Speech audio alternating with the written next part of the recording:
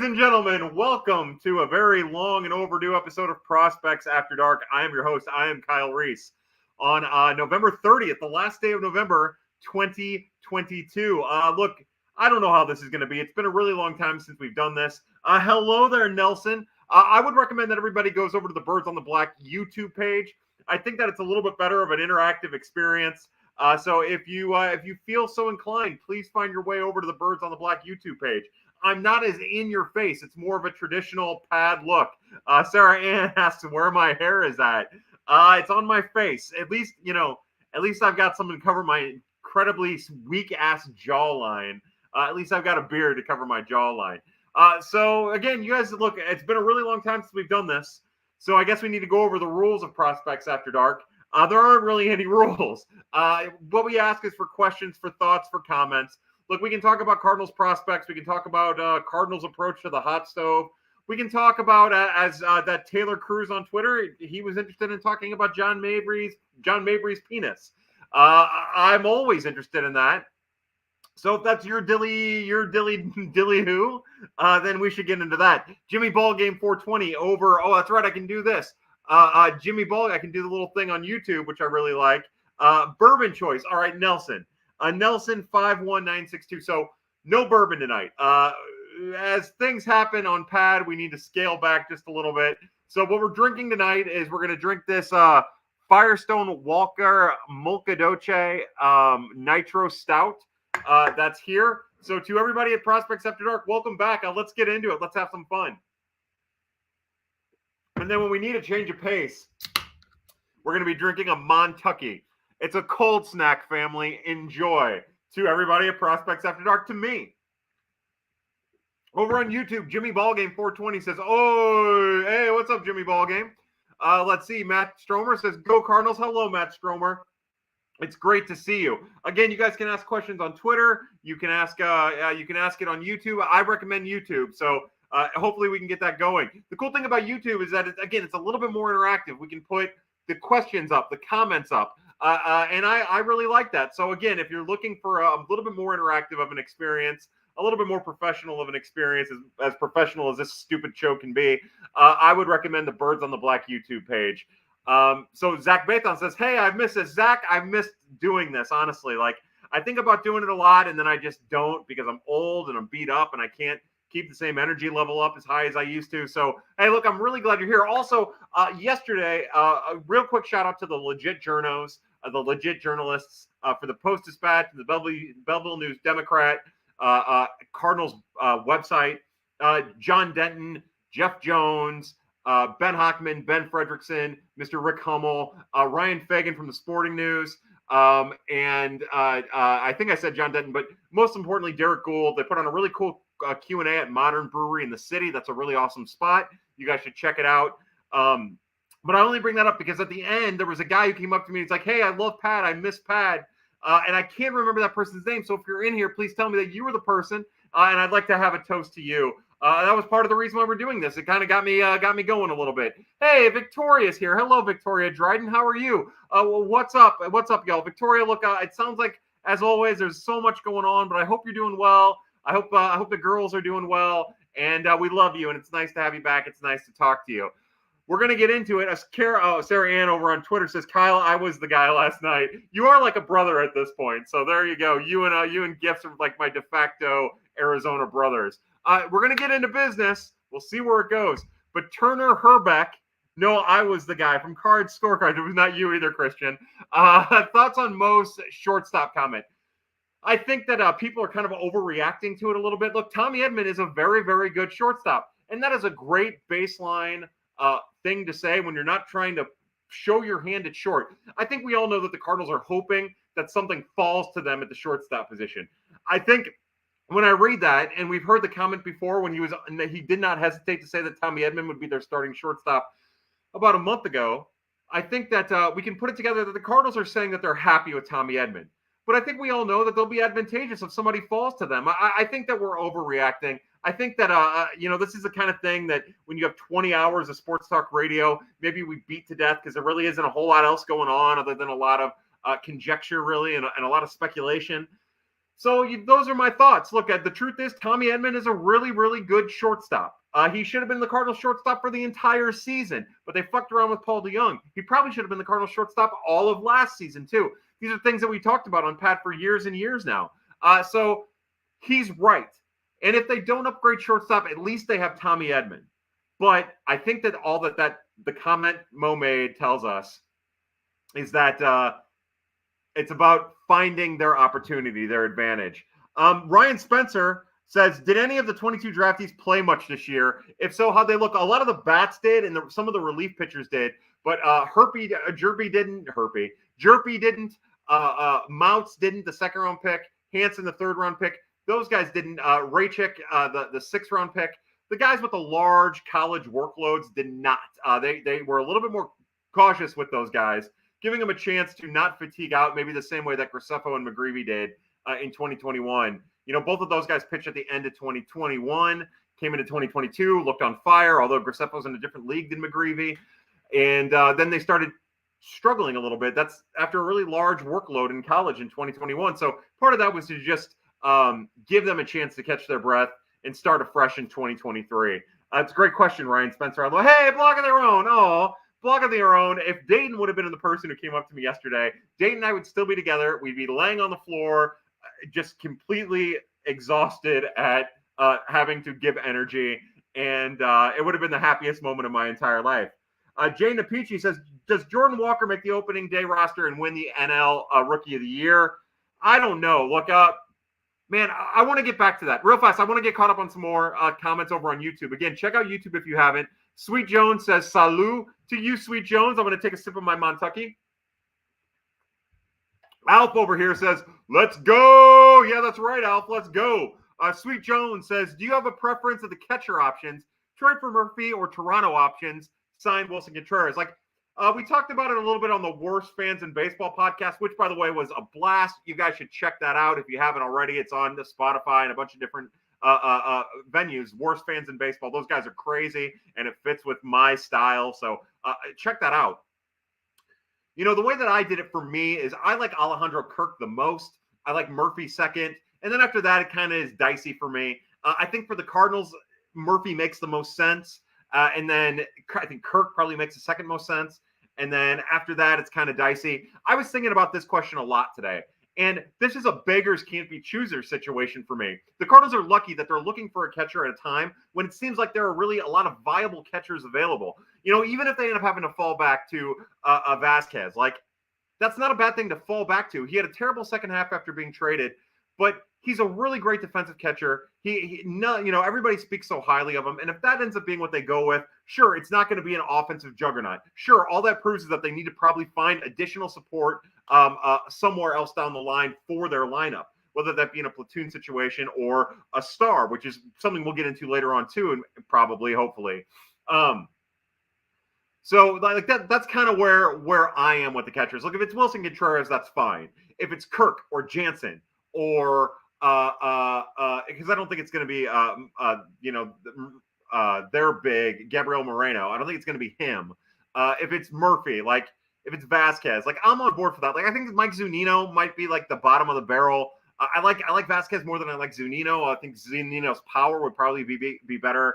Nick, I'm with you. By the way, Nick, it's a pleasure that you're in here. I'm with you. Look, I'm not big on Contreras, but again, I do think he makes the Cardinals better. And I think as fans that were constantly like, hey, we have to get better. This team isn't good enough. They need to get better. We can't be so picky and choosy when they go and sign the best available free agent at the position that they need the most. If they do that, again, I am very much you have to do what you have to do. So I'm kind of riding the fence on this one. But yeah, that's my thought. So let me tell you this, Nick, as Nick says over on Twitter, I thought Fowler would make us better too. I did not. As a matter of fact, I was pretty vocal about that at the time. I remember Richard Justice said the Cardinals get their perfect fit, Dexter Fowler, and I did not think that. Now, I don't think Wilson Contreras is the perfect fit. He's not even necessarily my favorite option. For me personally, I put him maybe fifth of the five as we talked about on the Worst Fans on Baseball podcast. But I still think that he makes the team better, and I don't think you can argue that. It's different. It's different than Fowler. It's a different set of problems too, but it's different than Fowler. Jesse Sample says, cheers. Cheers, Jesse Sample. Matthew Stromer, our good friend Matt Stromer, any cool tidbits from the Journo meetup? Look, yeah, it was a really good talk. It was more of like a panel discussion than anything. I don't necessarily know if there were any nuggets. It didn't really seem like anybody believed that they were going to get a shortstop. I think we all understand that. Like, I think maybe I don't know. To me, there really wasn't much like tidbits. It was a really good discussion amongst journalists, more so than anything, Matt. Bro Jay Hayes says, why will Tom Pagnazzi be the starting catcher in 2023? Matt Pagnazzi. Over on Twitter, we have Coach J22. I'm a huge fan of Murph. I'm afraid he gets traded elsewhere. Mo panics and sends out Newt for a catcher. Yeah, I'm not as worried about that, and I understand other people's worries. But I was thinking about this a lot with Lars Nootbaar today. Like, when was the last time the Cardinals traded a prospect a player at the peak of their value? The Cardinals don't trade players when they have value like Lars Nootbaar has. Like, that's never really happened, and Lars is under control. So the more teams come asking for him, I think the less likely the Cardinals would be to trade him. And there's no sneaking these guys anymore, right? Like, the Cardinals know Lars Nootbaar is something that they don't otherwise have. And they're not going to trade him unless they can get something that they don't otherwise have. And with a lot of control. So I don't think it's necessarily something to be fully worried about just yet. And also, the good news is there's all different types of catchers for all different types of likes and wants out there. If you want a catcher maybe for a year or two, you can get Vasquez or Zunino. And sure, that's not impressive. It's not great, but it's something. It's not awful, right?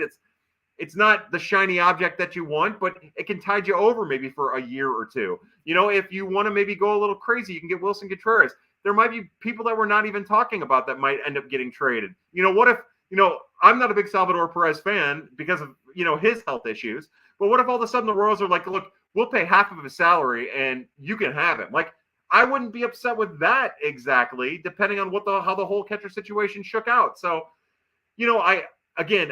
they need to get better there. They know they need to get better there. I think that they understand they're going to have to overpay, whether it be in the trade or in the free agent market, because of how obvious and glaring their need is.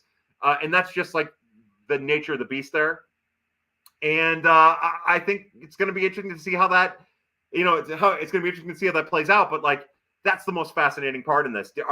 Is there a person that's obvious? Because Vasquez seems like the most obvious to me, even more so than Murphy and the young Bucks over in Toronto. But that's my thought on the catcher situation. Quinn says, is Tony Cruz a free agent, a perpetual free agent?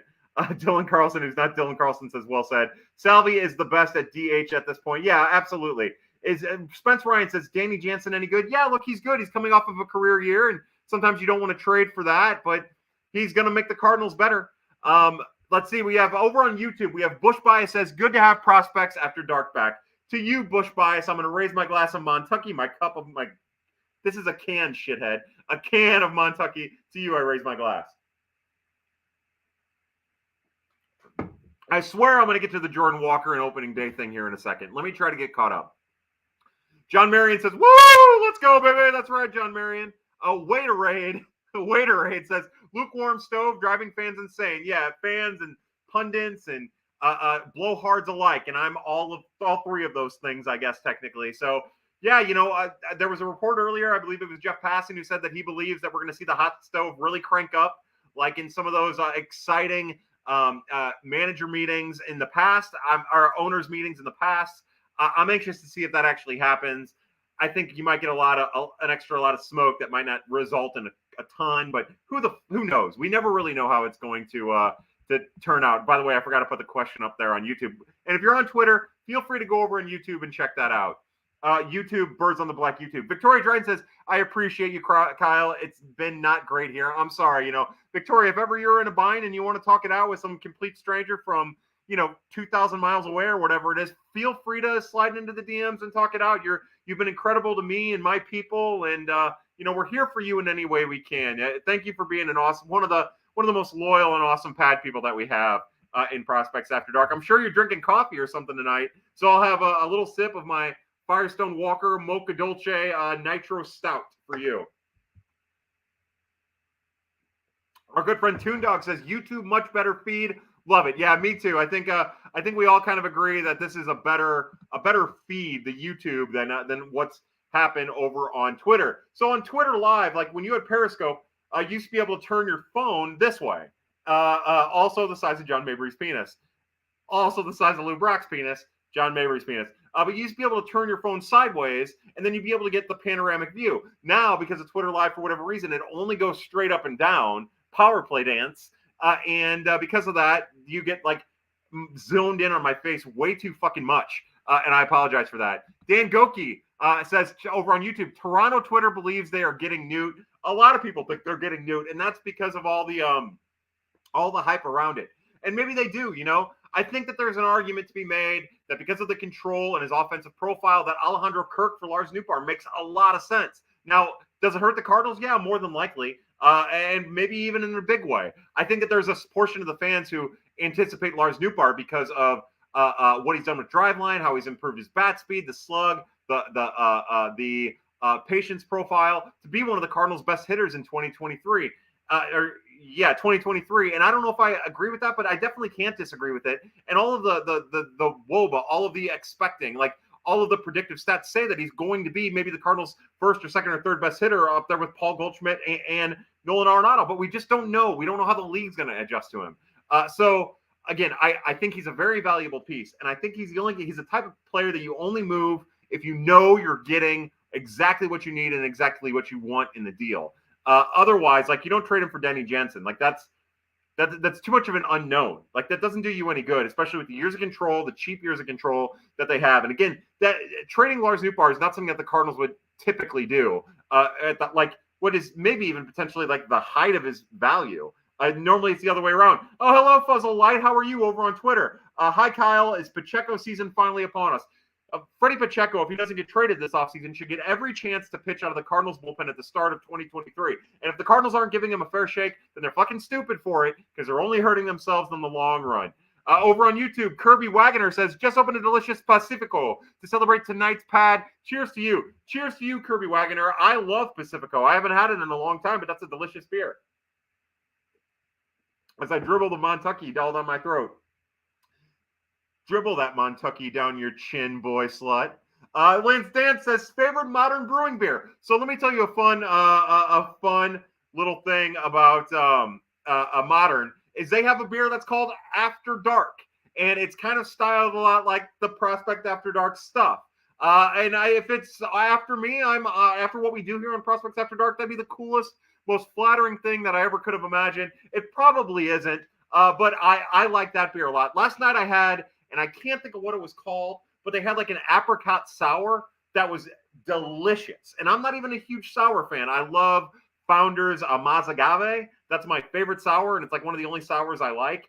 But the apricot sour that they had on tap last night was delicious. Not too sour, not too pucker factor.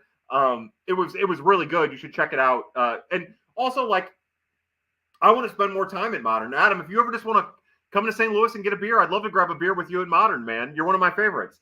Quinn, who is actually responsible for Oscar Tavares' death, said Matheny is a free agent, could kick the tires on him as backstop. Yeah, that'd be incredible, Quinn. I would love to see it. Cheers to Cardinals Gifts. As always, look, Cardinals Gifts and I talked on the phone last week, and that's another part of the reason why we're doing Pad.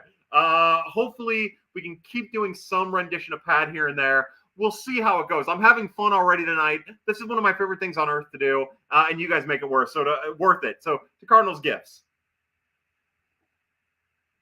Sir Smokes a Lot over on Twitter says, bring me Wilson Contreras. Yeah, maybe. We'll see. I'm anxious to see what they do because I think that there are a lot of options out there. Some that'll make fans mad and some that'll make fans really happy and some that make more sense than don't. So, I think that more than likely the majority of fans will end up being upset about it one way or the other, whether it's Wilson Contreras or Murphy or Kirk or Jansen or Vasquez or Zunino or whatever. I do think that there's going to be a loud portion that is unhappy about it, just by the nature of what we deal with now in fandom. Matt Parker says, thoughts on Inohan Paniagua and Julio E. Rodriguez. Well, just as a reminder, Julio E. Rodriguez is no longer in the Cardinals organization. He's a minor league free agent. Doesn't mean the Cardinals won't bring him back, but I hope Julio goes to a different organization that will get him to AAA and give him a chance to be get a couple starts at the major leagues, because he's every bit as talented defensively as any catcher in the organization. Now, Inohan Paniagua is interesting, right? He dominated the Florida State League, low A. Went up to Peoria, showed some good signs at high A, but there's still a lot of things to be concerned about. There's still a lot of things that he needs to get better at. He still doesn't miss a ton of at-bats, and he doesn't pitch with a ton of velocity. His stuff, he has a repeatable delivery, and he's a really good pitcher. My concern about Inohan Paniagua is how much like Angel Rondon he's going to end up being. Now, his stuff measures better than Rondon's. He doesn't throw with as much deception. He has really good arm speed. Again, everything kind of comes from the same place. But Twitter does blow now. We'll get to that in a second. But Inohan Paniagua is a really great minor league player who presents an incredible amount of depth for the Cardinals organization, who probably doesn't have as much value to other organizations as probably the Cardinals would perceive, or even Cardinal fans would perceive.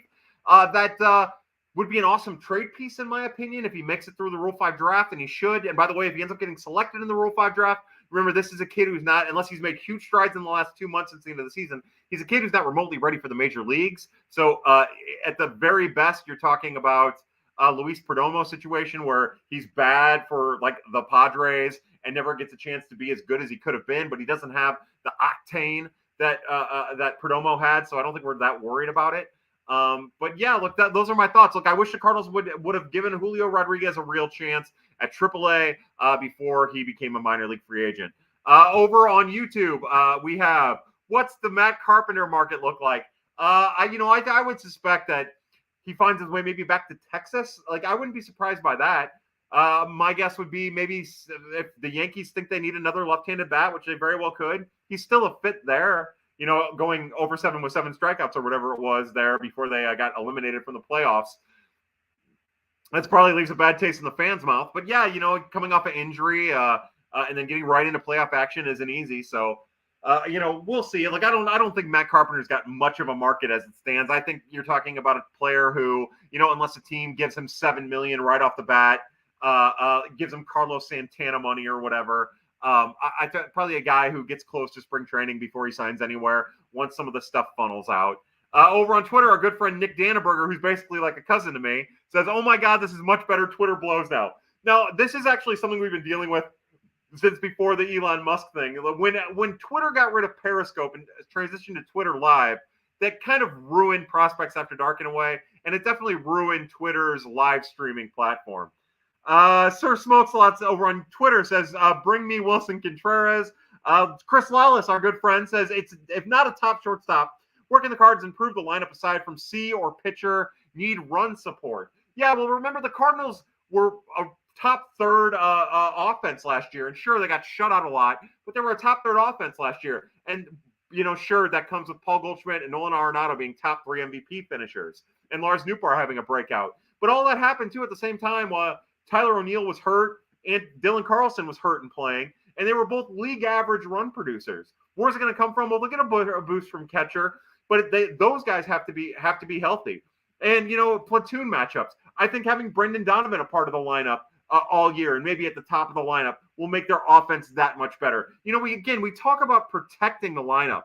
We talk about offering protection for Goldschmidt and Arenado. And everything tells us, the players tell us, so the eye test, players tell us, the data tells us, it's about getting guys on base before Arenado and Goldschmidt. If you can do that, then that changes. So if that's Nootbaar and Donovan up front, then you have to roll with it. If that's Edman at the back of the lineup and Donovan at front, then you have to roll with it. But you have to get guys on for those guys to drive in runners. Now, the reason the Cardinals didn't have success at the end of September and then at the beginning of October was because Arenado and Goldschmidt stopped driving in runs. So, yes, they definitely need more depth in the lineup. They definitely need a healthy Tyler O'Neill to be the 125 WRC plus after June 16th or whatever it is when he came off the IL the first time, but healthy. They need Dylan Carlson to be the 110 or better, 109 or better WRC plus a run producer, and also hit left-handed better.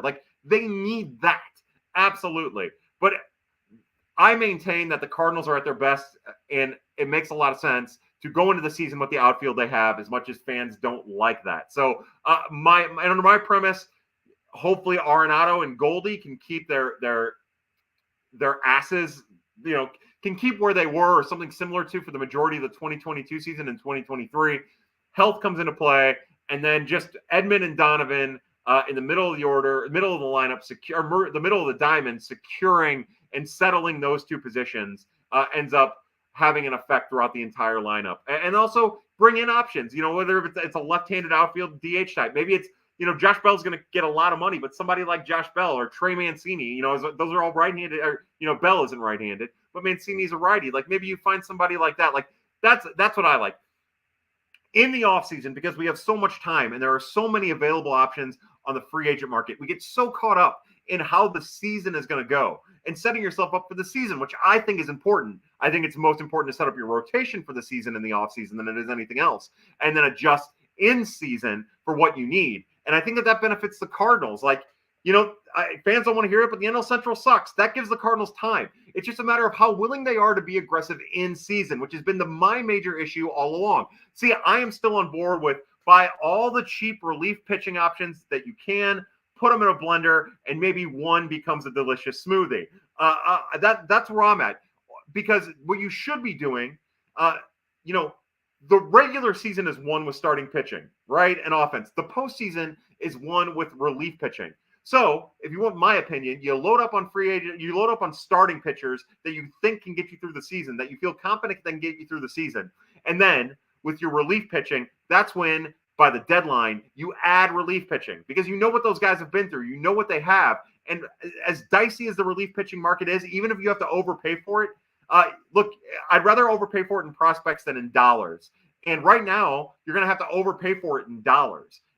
Just in the season, if O'Neal's hurt a ton and Carlson isn't cutting it, and Nootbaar regresses, and Jordan Walker doesn't look ready, and Moises Gomez striking out 40% of the time in 100 at-bats, and Juan Yepes, and maybe even Nolan Gorman, none of those guys, and Tommy Edman, or if he gets some time out in the outfield, or Brendan Donovan gets some time out in the outfield, and Gorman plays second. If none of that's working come June, then adjust. Trade for one of the outfielders that can help you. You don't have to win that right now, but you do have to see if, and again, we feel like O'Neal can't stay healthy, and we feel like Carlson is flopping. But that's neither of these things are necessarily true. They're true, but they are also a fluid situation. And I think that gets lost in all of this finality and certainty and search for certainty that happens in the offseason. Sarah Ann says, what if no one trades anyone? I would love that. Cardinals Gift says, love everyone in here. Head over to YouTube for a better pad experience. We agree. Nelson says, it is better. Even Elon would admit it. Quinn says, if Nootbaar's dad decides to proclaim himself a hitting coach, maybe he'd be traded to Toronto. That'd be funny. Nicole, hey, Nicole, how are you? I have missed you so much. So what are your thoughts on non-tendering Reyes? Could bite us. So, well, that's my thoughts to you, Nicole. Hold on. Sorry, I needed to drink. My thoughts are I wish things would have gone different with Alex Reyes. I'm bummed that he's probably going to go to a different organization and have success. But, it makes every sense for the Cardinals. It makes all the sense in the world for the Cardinals not to tender him. They don't really have a reason to tender him. And maybe they can still work something out with him, which I don't think is out of the realm of possibility. The last thing we want is Alex Reyes going to the Dodgers and all of a sudden him and Shelby Miller being this like lockdown 8th, 9th combo, like 8th, 9th inning relief combo. I could see something like that happen. But, the bottom line for me is I'm just rooting for Alex Reyes. He's a good kid who's worked really hard for the Cardinals, and it just never worked out because of injuries except for a half a season last year. So my thoughts are, to Alex Reyes, we raise our Montucky. Thank you for trying your hardest for so many years, giving us a great half of the season last year. And here's to what is hopefully still a somewhat prolific career somewhere down the line. Quinn says, did you call Gifts or send him a text? Gifts and I talked on the phone. Sammy Helm says, who do you think we should look at a left-handed bat? Look, I don't know. I think more than likely it's going to be some bat that everybody is not happy about.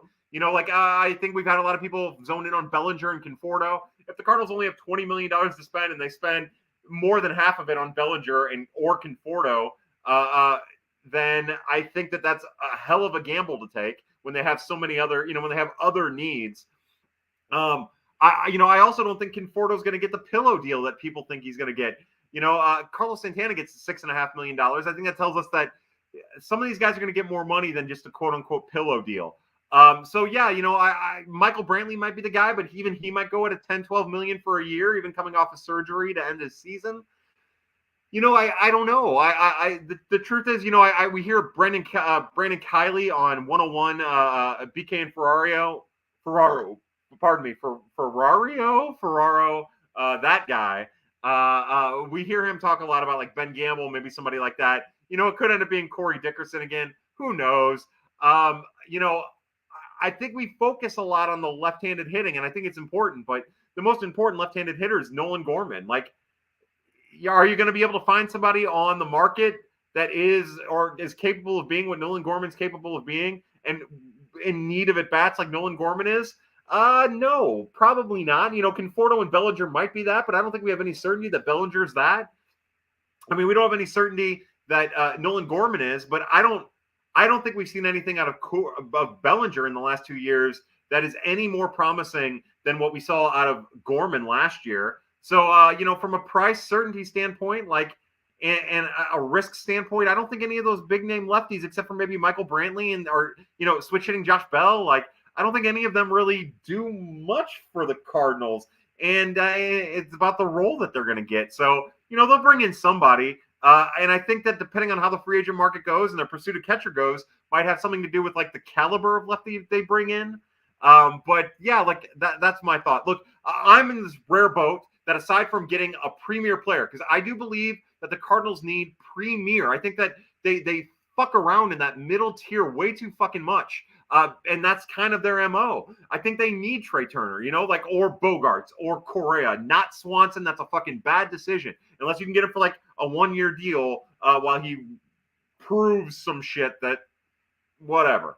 But they need that. Other than that, it doesn't do them any good to get middling players. What does them good is to get their guys at bats, get Alec Burleson at bats, get Yepes at bats, get Gomez at bats, get Gorman at bats, and see if any of that works, and then adjust on the fly in the season with some of these guys that we just brought up, because they're going to have value to somebody.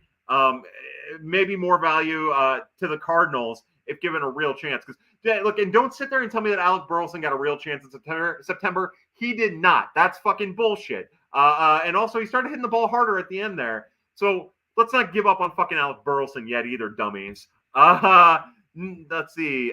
Yes, shout out to Victoria. Holy shit. Yeah, Nathan Avert says, holy shit, YouTube looks and sounds way better. That's right. Check out YouTube. Twitter ruined it. Over on Twitter, JD Alfonso says, hey, Kyle, skip over this if you've already been asked, but do you have a take on Glasnow to St. Louis? I don't think it's likely, but I'd love to see it. Tyler Glasnow is the type of electric talent that the Cardinals need. They don't need a middling left-handed bat unless the lefty hits 400 against righties, and then you are guaranteed that he will only ever hit in that platoon. That's the lefty they need. But yeah, look, Glasnow is the elite level talent that they need. Trey Turner, elite level talent. Correa, potentially elite. Bogarts, potentially elite. I guess technically Trey Turner, potentially elite. Carlos Rodon, potentially elite. Jacob deGrom, elite, period. Spend the money on those guys. Stop fucking around with the middle tier. And then scrape up the rest along the lines. Sarah over on Twitter says, how will the fan base react when the Cards don't sign a new catcher? Then Yachty comes back. They'll be happier than anything on earth, Sarah. It'd be amazing. I'd actually love to see it, just to see the reaction. Spaghetti Jones says, what's up, dog? What's up, Spaghetti Jones? How are you? Caleb Noble says, Mo said he believes, quote, protection for Goldie and Nolan is important. Would you prefer protection in front of them with OBP, a top order weapon, or a power 5-hole guy? Look, the Cardinals have a potential power 5-hole guy and Tyler O'Neill. And if he's healthy, he's that. And we saw that from June 16th until the end of the year when he had a WRC plus of 125 when he's healthy. But he's got to stay healthy, and he's got to get off to a hotter start than the start that he's gotten off to in 2021 and 2022. Again, you ask the players and you see the data, and they will tell you that getting guys on base in front of your monsters is what makes the difference. They get pitched too differently. That's what makes the difference. So what they need is they need Lars Nootbaar, Tommy Edman, and Nolan Gorman Brendan Donovan. Sorry, Tommy Edman, Lars Nootbaar, and Brendan Donovan to be the back of the order, front of the order anchors for those two, and then they can fuck around in the back of the lineup with whatever catcher they get and the outfield situation that they have, or maybe even Jordan Walker somewhere down the line, or Moises Gomez somewhere down the line, or Juan Yepes somewhere down the line. Who, by the way, I still think we're cutting short too. I'm telling you, like, there's more to Juan Yepes. There's more to Alec Burleson. I don't know if there's more to Nolan Gorman. I don't think there's more to Matthew Liberatore. I feel confident about those other things. I think Moises Gomez is exactly who he is. Last night the legit journalists kind of compared him to a Rosarena. He's not a Rosarena because what he is he's closer to Jose Adolis Garcia. He's more like Jag than any other player that the Cardinals have had in the organization. He's going to hit for some power. He's going to strike out a ton. His defense is not anywhere near what Adolis is, so that's a little bit off there. But they have similar arms. They have rocket arms. It's just Adolis is a better control of that rocket arm. And sometimes Moises Gomez throws the ball 700 feet over the second baseman's head. So, you got to keep that in mind. But, I think that an organization built from the ground up, built from the pipeline, owes it to themselves to see what some of these guys have. And sure, that's frustrating to fans, and it's even frustrating to me. But what's more frustrating is when Randy Arozarena goes to Tampa Bay and rakes. Jag becomes something. Patrick Wisdom, to a different degree, becomes something. Like, that's more frustrating to me than giving Lane Thomas a chance and him being really shitty and then getting, John Lester for him. Like, I would rather have that because I think that that's more valuable to the Cardinals and what they do, as frustrating as that is. Graham says, didn't even get a notification for this. Graham, that's on you, baby. I told you we were starting. Graham, I love you. Here, I'm going to drink some Montucky from your sweet boy hole. Cardinals fan 022 says, Nolan Gorman is my big breakout candidate next year as long as he isn't traded. I think there's a better chance that he's a breakout candidate if he gets traded. Graham says, is Nolan Gorman going to be solid defensively at second? No, probably not. He gets his second full offseason, but, we'll see. Look, he's a hard worker, and he understands the metric side of everything. So I think he's going to do everything he can to put himself in a position to contribute to the Cardinals in any way he can. Over on YouTube, Corey Dobbs, about 20 minutes ago, and again, sorry, look, I'm trying to get to these as fast as I can. Corey Dobbs says, the YouTube feed is way better. That's right. Nelson Reed said it is. Victoria Dryden says, absolutely on coffee tonight. Good, Victoria. I love to hear it. Victoria also says, I don't think the Cards move Newt. I don't either, Victoria. Hans Dingeldorf says, speaking of opening things, I just opened my pants to celebrate the return of Pad. To your pants being off and open. Look, I recommend everybody masturbates to Prospects After Dark. Put me on mute, turn me all the way up, turn the video feed off, do whatever you got to do, but pleasure yourself greatly. People aren't pleasuring themselves enough anymore in this country, and I think that's why we're having trouble as a country, personally. Just me. I think you guys need to jerk off more. God, I'd be a great president. Quinn says, I can't believe Mike Schilt using a guy who had 20 innings pitched in the past half decade every day backfired. Yeah, Mike Schilt's a bad manager. And I think it tells you everything you need to know that Mike Schilt still doesn't have a bench coach job and, isn't really on the field anywhere except for when someone else is sick for the Padres. We'll see. Hopefully he gets a chance somewhere. Hopefully he gets a chance to prove me wrong because to me, he was never a particularly good manager. He was fine. He was a fine manager. Just okay.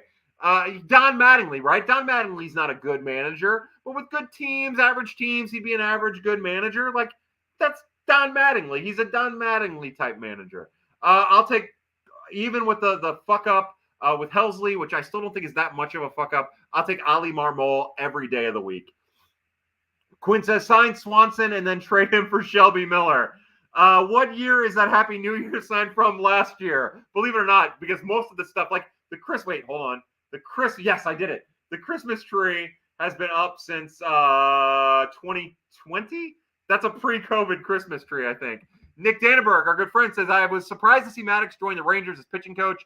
Is there more than meets the eye with all the coaching changes? Look, I think we can, even he talked about being close to home, playing into it. When he was on with Mad Dog Russo, in that video was going around Twitter, he mentioned Bruce Bochy having a big role in why he's doing it. But look, the Cardinals have started to move away from that old school style of pitching coach. And thank God for that. Because Mike Maddox isn't a good manager. He's an old school manager. And they'll find that out in Texas. Like, the Rangers are going backwards. Like, I love Bruce Bochy, great manager. It's not 2014 anymore. Sure, Buck Showalter's having success in the Mets, but that's a pretty talented Mets team. I don't know how much that really has to do with Buck Showalter. I mean, it maybe has a little bit to do because they're such a hot mess and it's not really that different of a personnel. Scherzer helps. But it's not a loss. I don't view Mike Maddox as a loss for the organization in any way. Part of it, I'm sure part of it is that Dusty Blake has taken on a bigger role in the organization over the last 2 years, and the Cardinals were clearly going in that direction, and that's not who Bruce Bochy is, and that is who Ali Marmol is. And maybe there's a philosophical difference there, maybe there's not, but definitely being closer to home plays a huge role in it, Nick. Good question, though. Hans Dingeldorf says, any word on seeing the Cards Caravan in Mattoon? No, man, I need Tom Ackerman to come through for me. That'd be amazing. Corey Dobbs says, Alpha Brewing, sure. Sours are great. Yeah, off Morgan Ford near Stella Blues. Man, I used to host trivia at Stella Blues, and I haven't been to Alpha Brewing in years, probably, I think a couple of years. But yeah, Alpha Brewing's awesome. Look, the beer scene in St. Louis is great. Clayton, who is a father of one of my former Little Leaguers, Clayton Pidcock says, first-time caller, frequent stalker, one outfielder, one shortstop, then pitching. Mo has some promising to keep with third baseman. Well, so it's my understanding that the promise that he made to Nolan was that they would stay competitive and they would continue to pump as many resources into the team as possible. And that's what Nolan wanted. And he wanted that guarantee. So, it's my understanding, again, that catching comes first and then pitching and then supplementing the roster around it. But if the catching falls through and they can get a deal on a shortstop, then that I would imagine that's where they go, sir. By the way, to Mr. Pidcock, awesome guy, knows me as the terrible baseball coach I am. His son is a great baseball player who just got Cameron just got signed a letter of intent to play JUCO. To Cameron, to Clayton, to the Hawks, I raise my glass. I love it. Jordan Hilton says, is Prince Sex still Prince Sex? Yeah, Tyler O'Neill will forever be Prince Sex. We love him with all of our hearts. And again, remember, go to the Birds on the Black YouTube page. The YouTube feed is way better than the Twitter feed. So Birds on the Black, it'll be right there. And you can get it. You can get it hot. Sammy Helm says, I can't find the YouTube feed. Sammy, go to the Birds on the Black YouTube page. Not one of the actual videos. Just go to the YouTube page and you'll see the live video. I think so, at least. I'm talking out of my ass. Oh, hey, Troy Poole. Troy is here. He said, hey, buddy, I'm absolutely with you on our young guys. That's right, bud. Get us a good catcher and a starter, and then let's see what happens. To Troy and to my another little brother in spirit, as we talked about Cam, Troy's son, Zach, who had his first varsity wrestling match yesterday. That's awesome, bud. To the Poole family, we love you guys. Let's see. Ryan Spencer says, when will they release the minor league schedule? Ryan, I believe it's already out. The rosters aren't, of course, but the schedule is. Quinn says, Mr. Nepotism pitching coach leaving will instantly make Dakota Hudson the next Nolan Ryan. That'd be amazing. But Dakota Hudson's terrible. Now, it's worth mentioning, and real fast before I get to Kyle Eden's question, it's worth mentioning that part of the reason, and this is something that they talked about last night on the dais, and I'm glad that they got into it, although I don't think they got into it enough, is Jake Woodford is the test subject for Dusty Blake. They wanted him to change his slider, right? To work on his slider, the release point, the motion, making sure it matched up with the fastball, and he did. And while he did have success last year in 2021 and in limited action at the beginning of 2022, we saw a different pitcher at the end of 2022. That slider was a different pitch. So for me, my hope is that Dakota Hudson kind of follows through. Now, Dakota doesn't necessarily need to to tweak his slider or tweak his sinker. He needs to get better command. He needs to work quicker. We know these things. But hopefully we can see some type of gain with Dakota, similar to what I believe we saw with Jake Woodford. And I believe we saw some substantial gains with Jake Woodford. For me, and I know it's not this way for the Cardinals or for anybody, but Woodford would be higher on the starting pitching depth chart at this point. Like, Woodford deserves a real chance, and I think the Cardinals will do well. I've kind of been a doubter in the past, but the pitcher that I saw at the end of the 2022 season was different. I'm not saying he's special. I'm not saying he's going to be a huge contributor, but there's something a little bit more there than what we've seen in the past out of him watching all of those minor league games. So, look, take it one step at a time. Anyways, I just say, like, as we talk about Dakota Hudson and Nolan Ryan, like, hopefully Mr. Blake's influence ends up paying off for Dakota Hudson. Kyle Eden over on YouTube says, got Arby's for dinner tonight. That should put enough extra money in Bill DeWitt's coffers to go get Correa, Turner, and Rodon, right? Hey, look, the problem is Arby's is keeping their prices down, so I don't know if it's going to do you any good. You got to go to but yeah, look, it should. How much did you get? How many euros did you eat, boy? How is that hole just completely blown out? I'm sure that anus of yours is hardly standing. Is hardly intact anymore. Clayton says, go Hawks. I love it. Do you think Doug Armstrong should sign Adam Wainwright? Quinn says, yeah, I do. Graham says, one out of Correa, Turner, Bogarts is the most necessary target for the Cards since Harper. Couldn't agree more, Graham. You know where I stand. I think that they really missed the boat on Harper, and I think that one of those three would make a difference similar. Remember when Jake Woodford was just the guy who made Cincinnati have a conniption fit? Absolutely. Hey, Andres, what's up, bud? Kyle, will Zach Thompson ever start for a big league club? I don't think so. I think at this point, especially with the stint as the Cardinals' depth is from the left side in the bullpen, I think he's pretty well set as a full-time as a full-time left-handed reliever, maybe as a multi-inning reliever here and there. Okay, so Jason Napier over on YouTube asks, Jordan Walker on opening day. And this is one of the questions that we got to at the beginning of the segment, the beginning of Pad, that I knew would take a little bit longer, so I didn't want to get to right away. But let me tell you my thoughts about Jordan Walker. If he earns it, if he pushes his way on, then that's fucking awesome. Good for the Cardinals, good for Jordan Walker. The hearing John Mozeliak call Jordan Walker the wild card or whatever the fuck he called it in the Rosenthal article, the unknown quantity. That's the way they need to keep it going into spring training. They don't rely on him. Like, don't think of him as somebody who's going to come in and have an immediate impact. I don't think there's any guarantee that he will. I think he will be a very, very, very good major league player. He obviously has the potential to be something extremely special.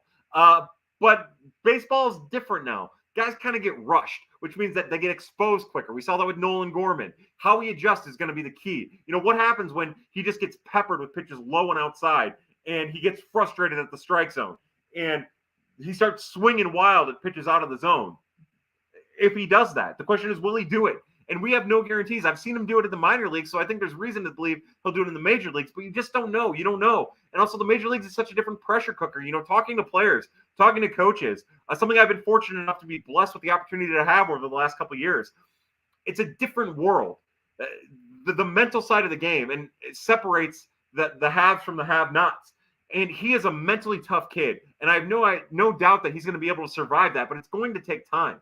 So does he make the opening day roster? I would say in one of two situations, the worst case scenario where a bunch of people ahead of him get hurt, or he is Albert Pujols ready. And that's not just hitting the ball hard when he hits the ball hard. That's showing the whole game from top to bottom. I'll tell you right now, the kid who was out in the outfield in both the Arizona Fall League and in Springfield at the end of 2022 is not ready to play the outfield. Now, that doesn't mean at the major league level. That doesn't mean he's not going to be ready come the opening day. That's a lot of reps between now and then. But he's going to have to show that he's ready for that and ready for it in a big way if he's going to be on the opening day roster, in my opinion. Quinn says, so Jordan Walker is the next Musial. Yeah, that's right, Quinn. That's, at this point, it's so funny. Like, over all of these years, think about all of the information I've given, all of the warnings I've given, all of the positive. Like, I've been right about so much, and that's not to stroke my ego. That's not to but it's a fact. And that's not a negative. That's not like a hateful thing, but it's an absolute fact. And I just wish people would listen to me a little bit more when it comes to prospects. Like, there aren't a whole lot of people who watch 5 to 7 minor league games a night, and or three minor league games a night, 5 to 7 nights a week. Like, I know these kids pretty well, and sure, things happen. You never know when Randy Rosarena is going to eat chicken and rice and do 200 push-ups every night. You never know when Genesis Cabrera is going to lose the little feel that he has. Like, you just don't know how these things are going to work, of course. But we should be adjusting. We should be listening because, like, when I hear people gripe about Dylan Carlson, keep in mind, he hurt his hammy in May. He dealt with a wrist injury for the last 2 months of the season, and he was still a league average run producer. Now, he was terrible in the second half. No way of getting around that. He needs to get better as a left-handed hitter. But for years leading into the 2020 season, and by the way, the COVID season in 2020, when he was kind of thrust into action at the major league level, never really got more than like 150 plate appearances or 200 plate appearances at AAA as a 21-year-old, and then is an everyday starter at the major leagues, like, who had trouble with the changeup at the major leagues and changed how he swung the bat left-handed. Like, we knew back then in 2019 that it was going to take him 3, maybe 2 to 4 years to really get his legs underneath him. And there's no accounting for what was happening in 2020. So I just want people to remember that. It's not easy. There's time that needs to be developed. There's time needed for development. There's patience that's needed. And sometimes it works out, sometimes it doesn't. But just because a player is what they are, like, think about Lars Nootbaar. Lars Nootbaar was a non-prospect before COVID, and he turned himself into a prospect during COVID. And then after he made his major league debut in the offseason between 2021 and 2022, he put in all the work, spent the money, went to Driveline, redefined himself once again as a hitter. And now no one wants to trade him, and every team wants to trade for him. So it takes time, and everybody's on a different timeline, and everybody needs different amounts of work to get to where they're capable of being. Graham says, is there a player that comes to mind as comparison for Juan Yepes offensively? No, look, I mean, I think Alan Craig, I think that's an easy, lazy one. I think that there's some of that, something like that. I don't think he's, again, I always try to find a Cardinal comparison because I think it's the easiest thing to do. And I don't know the league as well as I used to know the league, but, I don't think he's got that David Freese potential power. I think he's something more along the lines of what we saw out of Alan Craig. Quinn, I'm not answering questions about Bobby Bonilla, but yeah, so you're saying the Cardinals need to sign Bobby Bonilla. That is exactly it. Cardinals should sign DeGrom so he can terrorize 18-year-old Jordan Walker in Palm Beach. How come Dylan Carlson was awesome in the minors but is so boring in the majors? He's always been kind of a boring player, honestly. Quinn says Dylan took 850 plate appearances with bases loaded in 2020.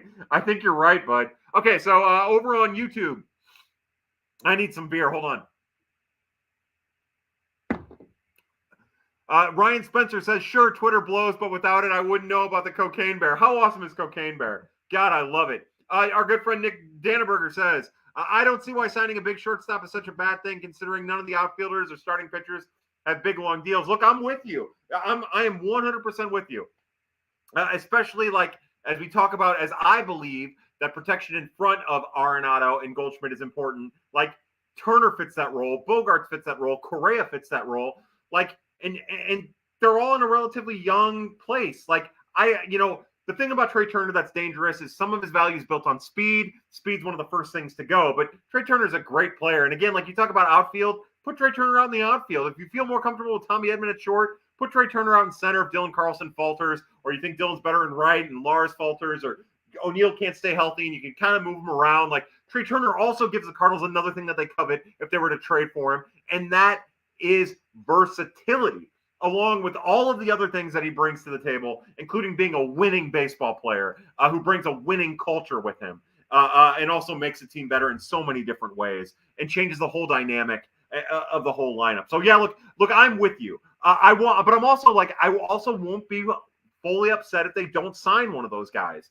But I'm also have very little expectations, and I'm also less of a fan now and more of a prognosticator blowhard than I've ever been. So, keep that in mind. But you're right. Now I will say, I think that not having money wrapped up in starting pitching after this season, this coming season, is also one of those things where you would also want a little financial flexibility, because really in the pipeline, starting wise, all you really have, I mean, if you want to be realistic about it, because more than likely McGreevy, if he's a major leaguer, he's going to be a Dakota Hudson or a Dakota Hudson type.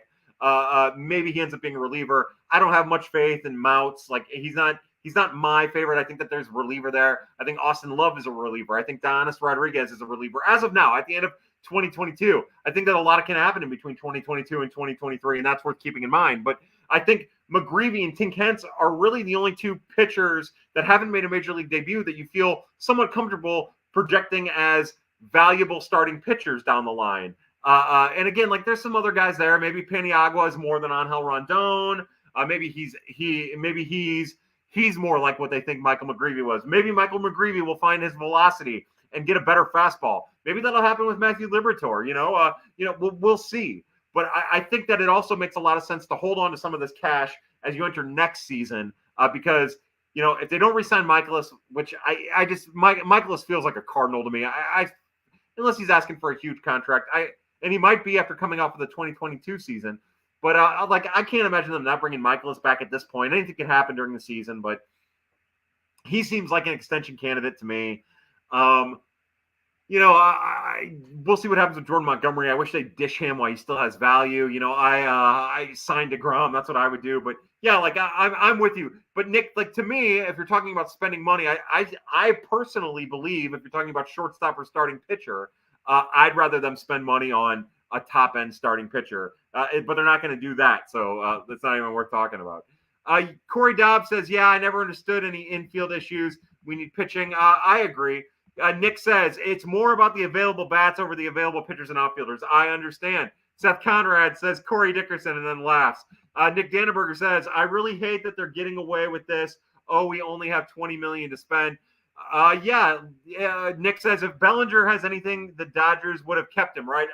I do think that there's some truth to that. And I think that maybe they thought that they could still re-sign him. But yeah, look, I think fans like Bellinger's a fun name. And he definitely has the stats to prove that when he isn't shifted against, he's a more valuable left-handed hitter than he is currently. But I'm anxious to see how teams adjust to the shift, because we're going to see the outfielders move to compensate for how the infielders can't move. And that's going to be a fascinating transition. I think people think that all of a sudden he and Matt Carpenter and guys like that who are known, Joey Gallo, who have a perceived value decline because of the shift, are all of a sudden going to regain all of their value. I think they'll regain some of it, but I think it's not going to be as much as people think. It's funny, all of the stats from the minor leagues show that, shift or not, the amount of balls put in play are pretty much the same. So I don't think, sure, Bellinger's a more accomplished hitter than your average minor leaguer, as is Gallo, as is Matt Carpenter, of course, no doubt. But I think it's kind of crazy to think that all of a sudden it's going to change in this big way. It's not. They'll find ways to adjust to it. There's no doubt about it. And to think that they won't is to completely ignore the trends of oh my God, the trends of baseball. Mr. Jason Hicks. Oh my God, this makes me so happy. I'm so glad we did Pad. Mr. Hicks, I raise my glass of booze to you. We're not doing bourbon tonight. I feel like going and getting a Jello shot. To the Hicks family, I love you guys. I miss you. I hope you're doing well. Happy holidays. To the king of Prospects After Dark, Jason Hicks, the queen, Jennifer Hicks, Jordan, the whole family, the Hicks posse. We raise our glass. I love you guys. That's awesome. See, this gets me going for Pad. Now I'm fired up. I did not expect to have you in here. This makes me so happy. You guys have made my night. Quinn says, should the Cardinals try to extend Jack and Monty this year? I want them to sign. I would love for them to work on something with a short-term deal with Jack Flaherty. Probably won't happen. I don't really care about Montgomery, honestly. He's a good, dependable pitcher that I think people flipped out over. And then he started throwing his four-seam more, and everybody kind of hit it. He's going to be really, really good. But to me, I would still try to work something out with Jack Flaherty if you could, but you probably can't. Quinn says, Graceffo 2023 NL Rookie of the Year. I'm going to say no, and the reason is because they're going to end up pigeonholing him into a bullpen role. And every time we do Pad between now and then, if we do Pad between now and then, we're going to be talking about will he ever get a chance to start. Yeah, like Quinn says, they can still shift quite a bit, just not as much. And that's what's getting lost in the whole, banning the shift debate. Team STL over on YouTube says, I would love Brantley. He would ASD a bat similar to when we got Beltran if he stayed healthy. Yeah, it's all about staying healthy. Look, I am pro Michael Brantley. And if you can get him on a cheap 1-year deal coming off of the season-ending surgery, the season-ending injury, then yeah, look, I love it. But like Corey Dobbs, the next comment over on YouTube says, Burleson didn't get a chance. Yeah, I think that needs to go into effect here. And, you want something that's more sure. The Cardinals need something that's more sure. But as the guy who watches the prospects and who understands that a lot of these prospects just need a real chance, a real opportunity, and the Cardinals don't, I think that they would do well to give some of these guys an opportunity instead of giving, proven question marks in Bellinger and Gallo and Matt Carpenter. I'd rather them give those at-bats to their internal candidates personally and then adjust in season if it doesn't work out. That's just where I am. Kyle Eaton says, we all know the Cardinal way is the only play in the middle area and not go for the stars. Yeah, again, we say that, but look, they've traded for Paul Goldschmidt and Nolan Arenado in the last 5 years or whatever it is. And yeah, sure, things had to go exactly right. But, that's not exactly true. Even like Beltran, sure, Beltran was not Carlos Beltran when the Cardinals signed him. Neither was Lance Berkman, but they did sign these guys, and they had really great careers with their short time. Great time. They had really great performances with the Cardinals in their short time when they were healthy. So, I think it's frustrating, and I get it. I think that we're kind of at the point now where middling doesn't help so much. Danaber Nick says, will anyone get a real chance given Marmol's loving the matchups? Yeah, if anything, that gives them more chance, right? Like we saw that last year. Now, again, when you get down to the nitty-gritty of September, things change. We saw that with, right? So Adolis Garcia never got a real chance underneath Schilt. Lane Thomas never got a real chance underneath Schilt. Justin Williams, again, some of these guys didn't pan out. Or Rosarena. Like in September, they didn't get a real chance. And that's because September baseball is a whole different thing. It's really tough. But Alec Burleson got more of a chance than any of those other guys did, and it was because of matchups. And Ali Marmol and the matchups made that happen. So there's a better chance with matchups that these guys will get real at-bats than the other way. No doubt about that. Quinn, I don't know what year it is either. Do you think there's a chance DeYoung isn't on the team next year? Do I think that there's a chance that DeYoung isn't on the team? Yeah, I think it's small. I think it would take a team like the Angels or a team willing to, take on $1 million of his $8 million contract, and it would take the Cardinals to eat $7 million of it. I don't think the Cardinals are going to include him as a throw-in in a trade to diminish the value of the person coming back just to give cash. I don't think that's going to happen, but I think there's maybe a 40% chance that some team needs a shortstop when the shortstop chairs stop shuffling and he finds his way to a team and the Cardinals have to pay most of the contract. Yeah, look, I do think that there's a chance of that. Over on YouTube, Sam Crawford asks, Kyle, how do you see the MLB pitching and hitting coach changes affecting the organization as a whole? Lots was made of Jeff Albert's approach in the minors. Does pitching move that way? Look, so Dusty Blake has already and Tim Levesque is the minor league pitching coordinator. Dusty Blake and Tim Levesque have already have their thumbprints kind of on what's going on in the minors. So it doesn't really change the minors so much.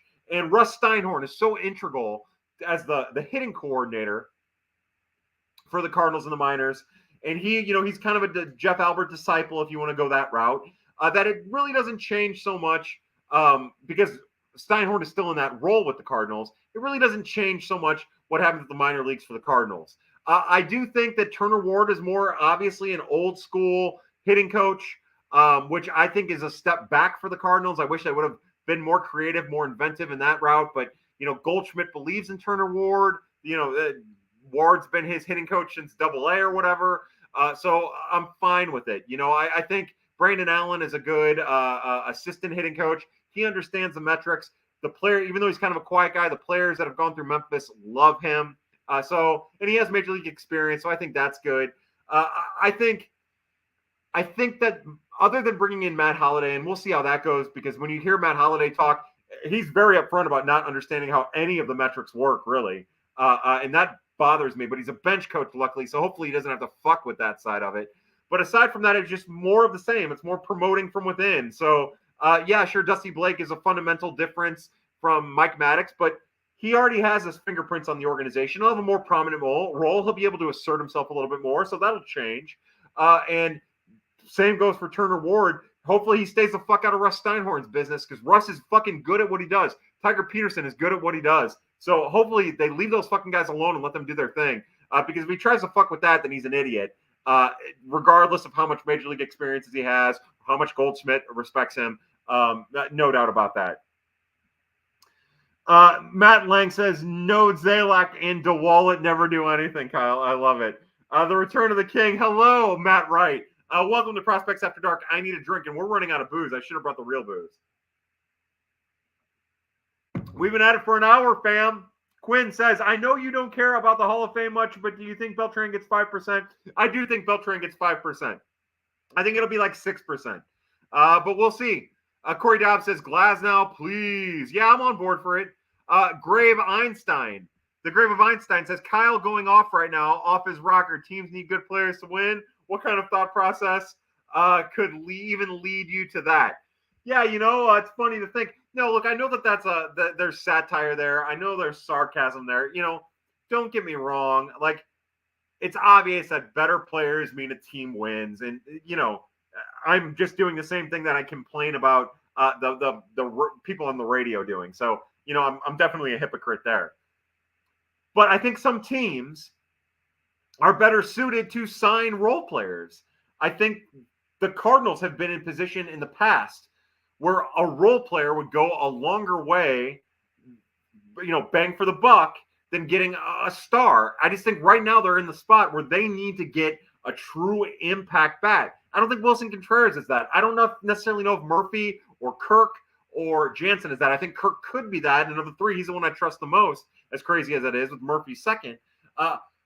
But, like, they need dynamic players, and Trey Turner is that. And I know that there's concern with Trey Turner coming off of a down year with the Dodgers, and I know it's not a move the Cardinals would make, but we'll see.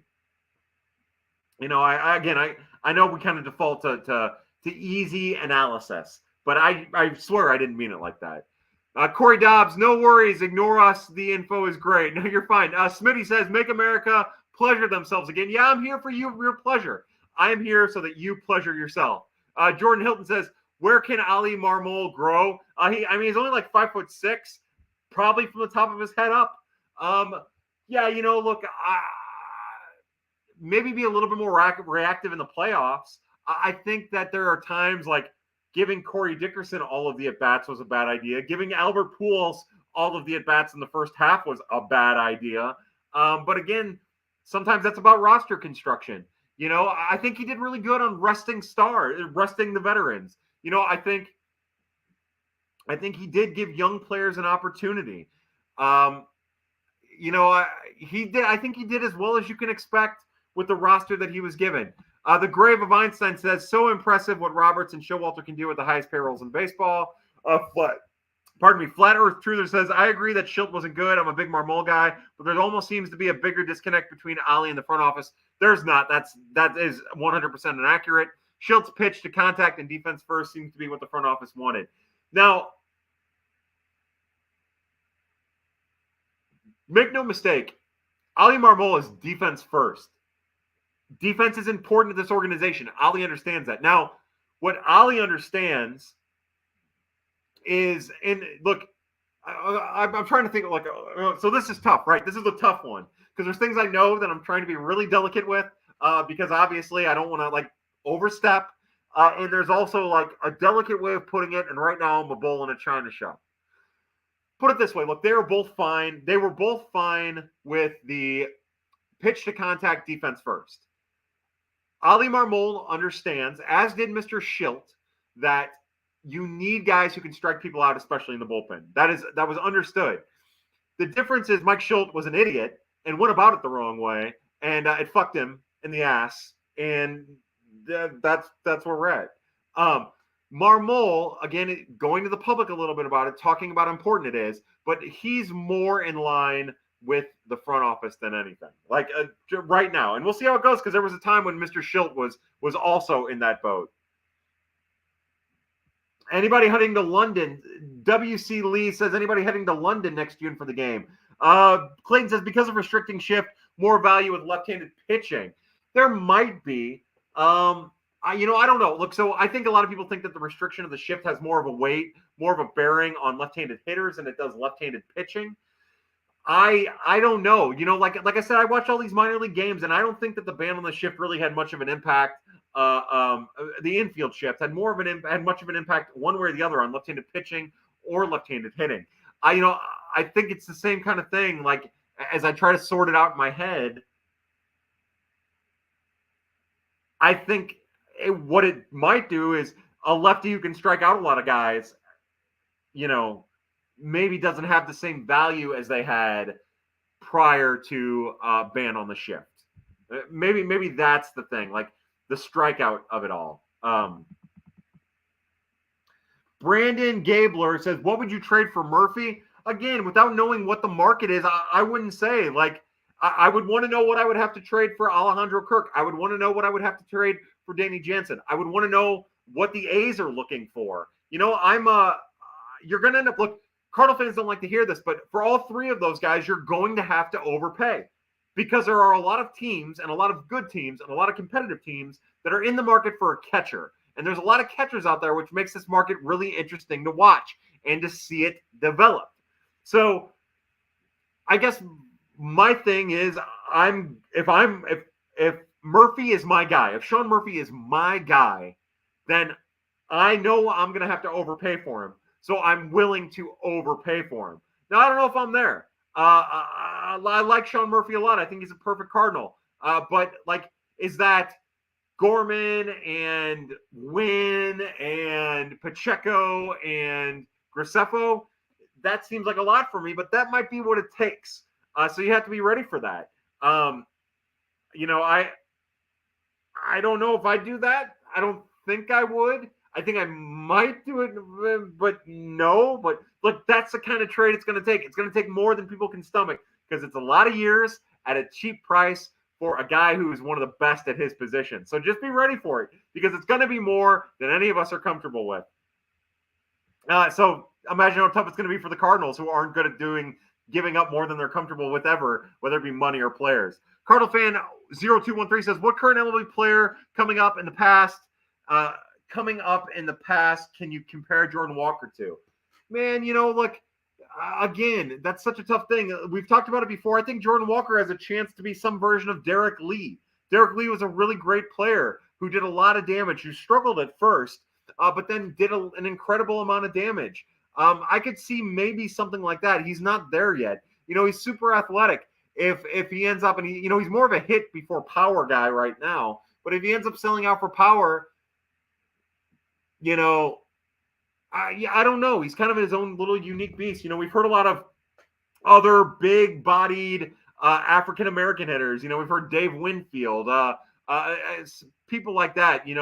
I can't speak to that. I never really got to watch Dave Winfield. I'm 36 years old. That kind of predates me a little bit. I've heard Joe Carter.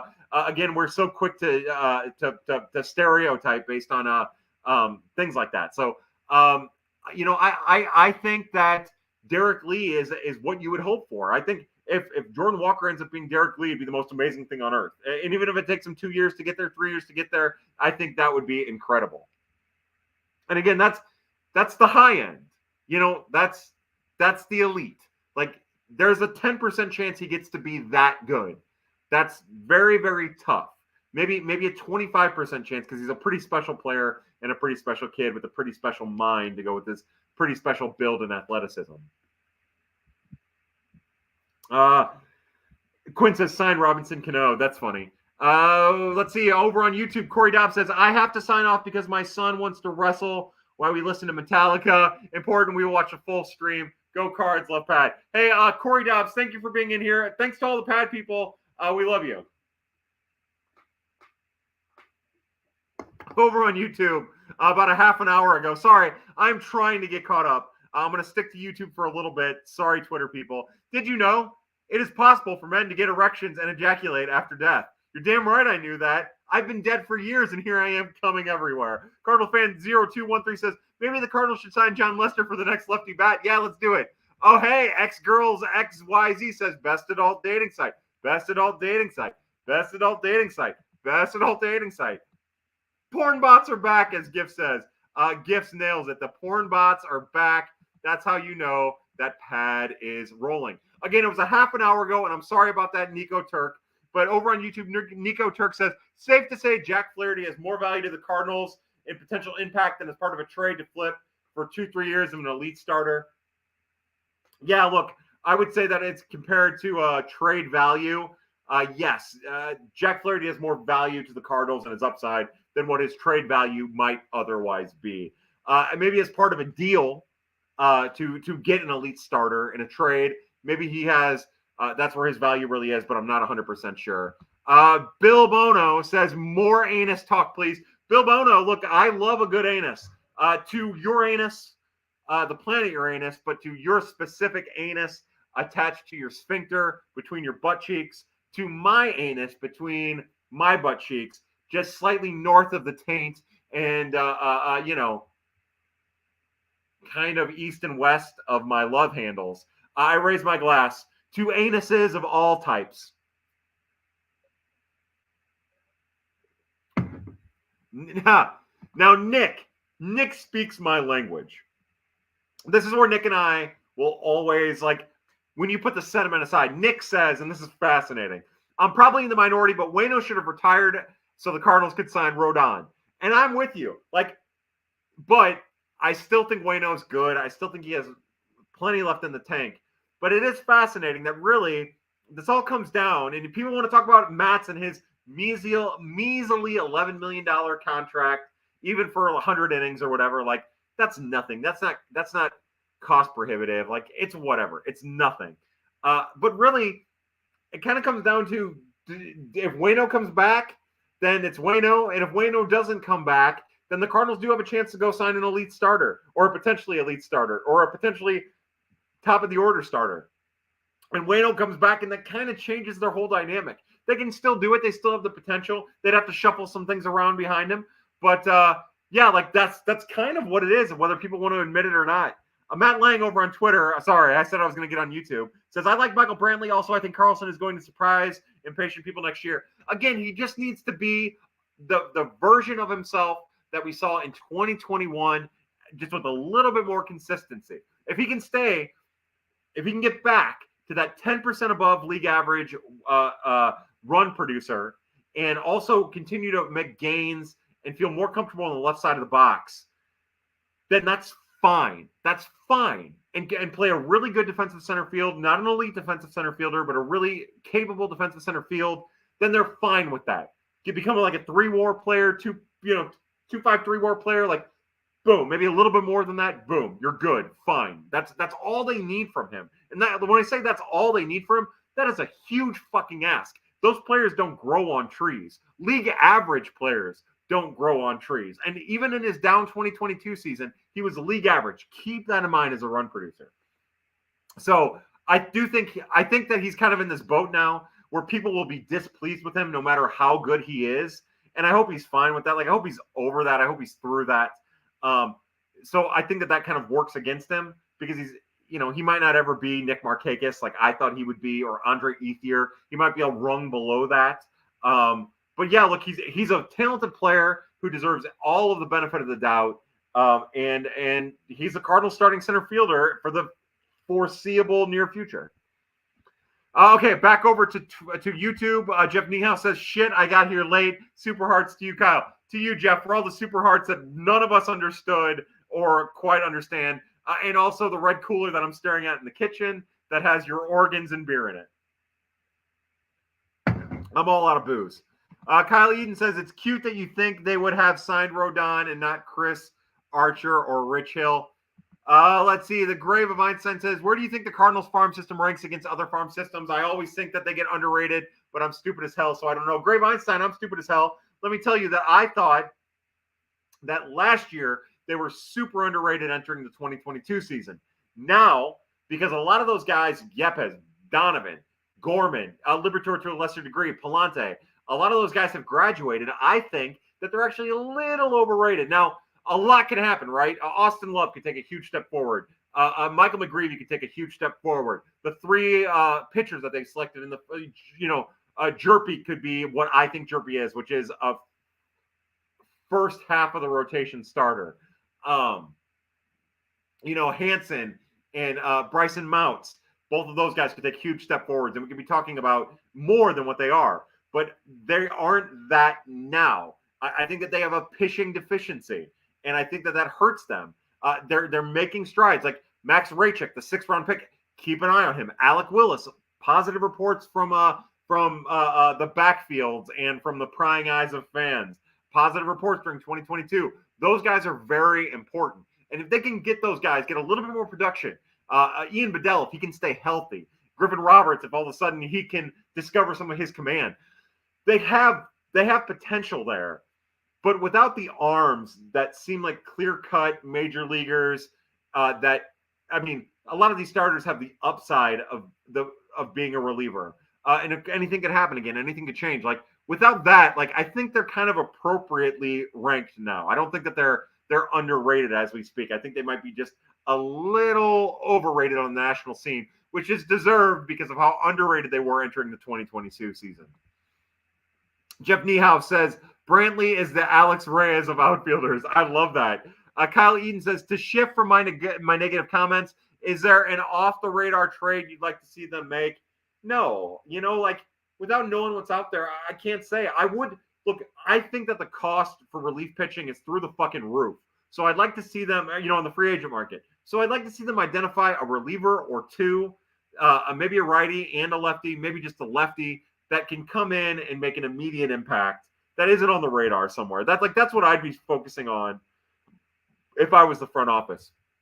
Matt Stromer says, I think wearing blue caps on the road full time would lead to a better win percentage. Yeah, no doubt about it, Matthew. I'm on the same board there. Nick says, he's a Gold Glove catcher, Murphy. Just think about all the value saved Yachty gave them through the years. Time to cash that in. Yeah, but, they were paying Yachty quite a bit. And Yachty hasn't really been effective since 2018. So, as we talk about replacing Yachty, you're really trying to replace 2018 Yachty. You're not 2019 or 2020 or 2021 or 2022. You're 4 years removed from Yachty being Yachty. When you really think about it. In 2019, maybe you want to say 3 years, but you're 3 years removed from that. Think about all the value saved. I don't necessarily know if I know what you mean by value saved. I'm sorry about that. Maybe you can elaborate on that. We can have a more thorough conversation. I'm sorry about that, Nick.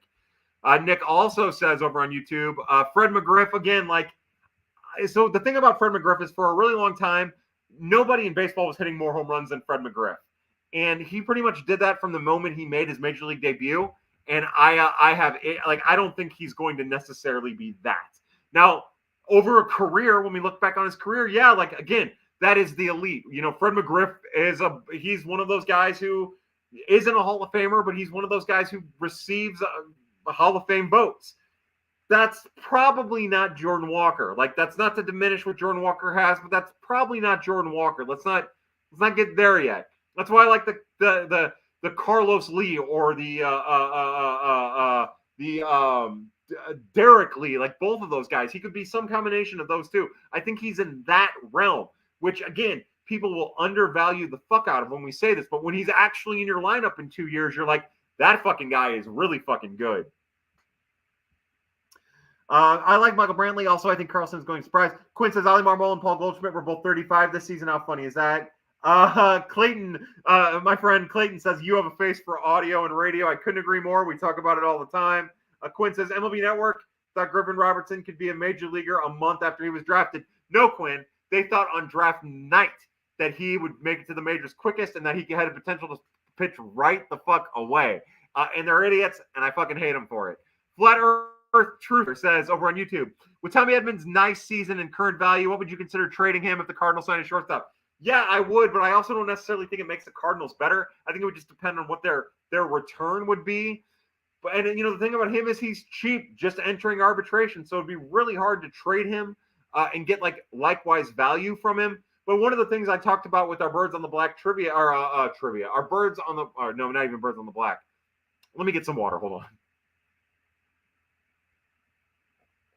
on. One of the things we talked about in the Prospects After Dark Fantasy League, which is not anything like what I was trying to say a second ago, was I think it would be fascinating if they did sign Trey Turner and trade Tommy Edman for a starter or something else. I think that would be fascinating because some team is going to overvalue him because of his defense, that other than the Cardinals, for his defense, and it would just be a really fascinating thing. But Edman's in the same boat as Nootbaar, just 1 year further down the line, or maybe 2 years further down the line. He's too cheap and too valuable and does too many things that are important to a successful winning team to be traded for anything more than something that's going to make them absolutely better. Sarah tells me to take my shirt off. Absolutely not. Jordan, but look, this is like a reintroduction. And if we get to do Pad more, the shirt will come off, I promise. And by the way, this is the shirt that the Helsley family sent me. We love the Helsleys. They're awesome. This is the Cherokee word for Cardinals, or it's actually the Cherokee word for two birds. And I'm not even going to try to pronounce it because I'm going to ruin it, and I'm sorry about that. And then on the back, it has Ryan's name, and that is also in the Cherokee for Ryan's name. And it's awesome, and I love it. And I'm just a really lucky guy. Just a really fucking lucky guy is what I am. Jordan Joe says if Wynn balls out in spring training and early in the season, sorry, Twitter, even though he won't make the big league club, how far down the list of shortstop utility options does he lie? Look, Mason Wynn is not major league ready. He's getting there. We talked about it at the end of the year. He's getting there. Remember, 21-year-old who is now in this new phase of minor league development where players are getting rushed to the major leagues a little bit. I want them to be as cautious with him. So for me, unless he's hitting the ball 120 miles an hour off the bat and making plays in the field that he otherwise wouldn't make, I would like for that to be way down. I would like for him to get a full season at AAA. I think that would benefit him. I think it would benefit the Cardinals. I think that those at-bats are incredibly important. Those reps are incredibly important. But I think the reality of the situation is if the Cardinals don't bring in a middle infielder and he shows in spring training that he's made huge gains, and again, he doesn't need to make huge gains. He just needs to make incremental gains. But if he makes those huge gains and looks major league ready, then I would suspect that if either Donovan or, depending on what's going on in the middle infield, Donovan or Gorman or Edman, if any of those guys have to miss substantial time, that Mason Wynn might be the guy that they go to, or the guy, right after the guy from the Indians that they traded, whose name I can't remember right now. Sam Nelson says, love you, Kyle. How is Freddie Pacheco looking for a role next year? We did talk about Pacheco a little bit at the beginning of the year, at the beginning of Prospects After Dark here, an hour and 27 minutes in, and we are still going. I might go get a Jello shot here in a second. But I think that the Cardinals owe it to themselves, especially if they're not going to look outside the organization to bring in anybody, to enter spring training, giving Freddie Pacheco, the righty with the slider fastball combo that plays really well off of each other, every opportunity to make the bullpen out of spring training. He's on the 40-man. There's no reason to fuck around with it.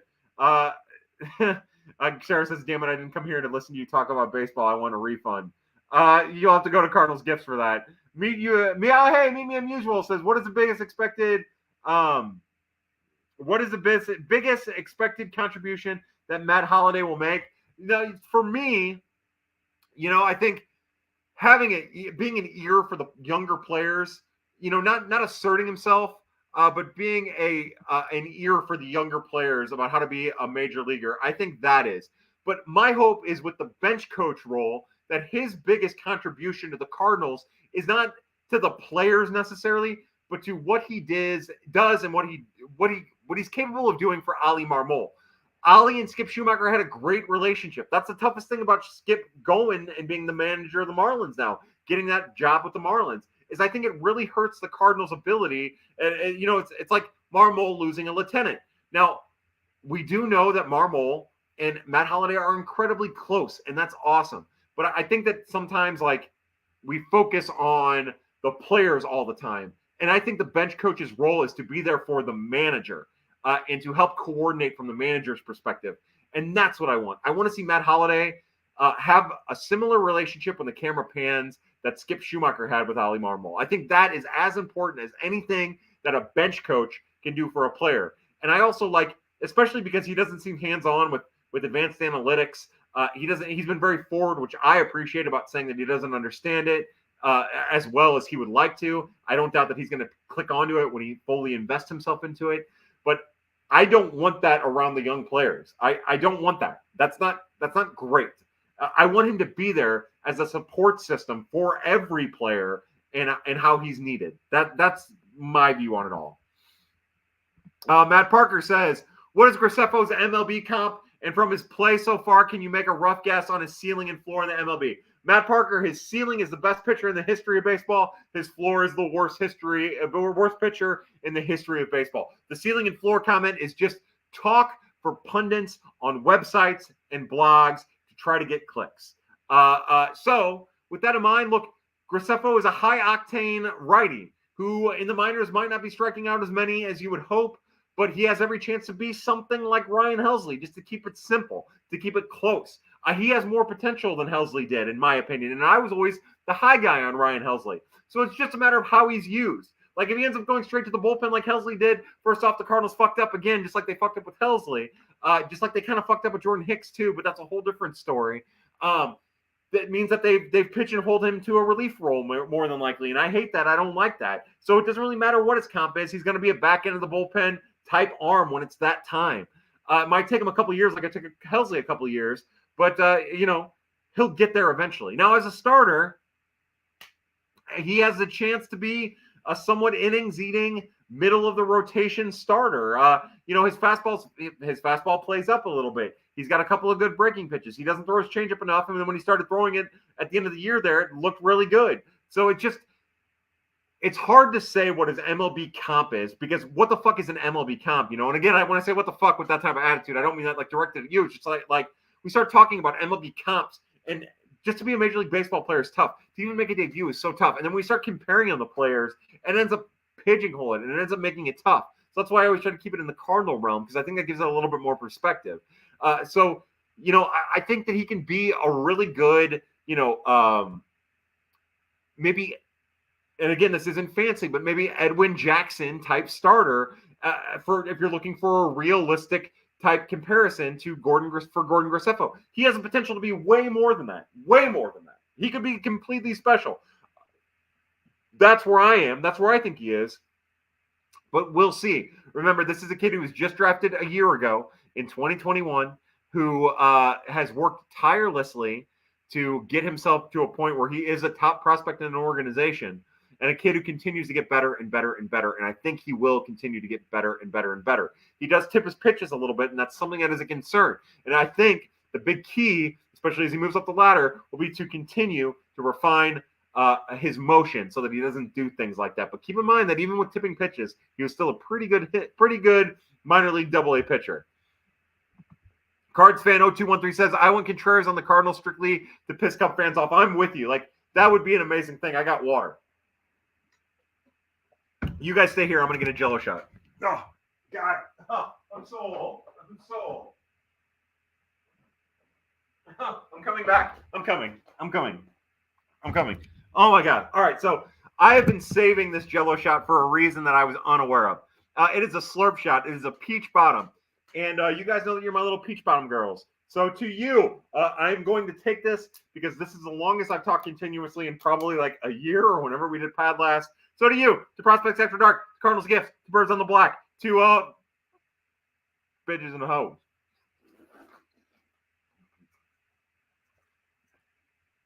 Oh, so good. All right, so I'm going to try to get through the comments and then I might end this. Caleb Noble says, Derek Lee was really good. I don't think people understand how valuable a guy like that is. I agree. VHS says, Slurp. VHS, I love you. It's nice for you to be here. It makes me happy. I hope you're doing well, bud. You're great.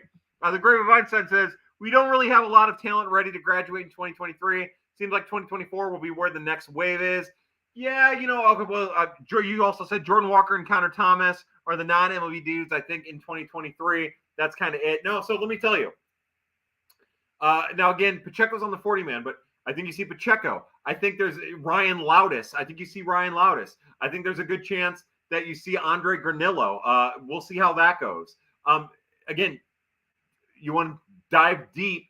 Don't be surprised if we see Gordon Graceffo. I think there's also a chance that by the end of the year, we see Austin Love. Again, we'll see. I think the Cardinals might put themselves in a position where Michael McGreevy makes a debut in 2023. And I hadn't thought about that because it seems fucking crazy to me because I don't think he's anywhere near ready. But I hadn't thought about that until Derek Gould said it last night at the Q&A with the Journos. I think Connor Thomas does make a debut. I think there's a chance that if a catcher gets hurt, then Pedro Pajes makes a major league debut.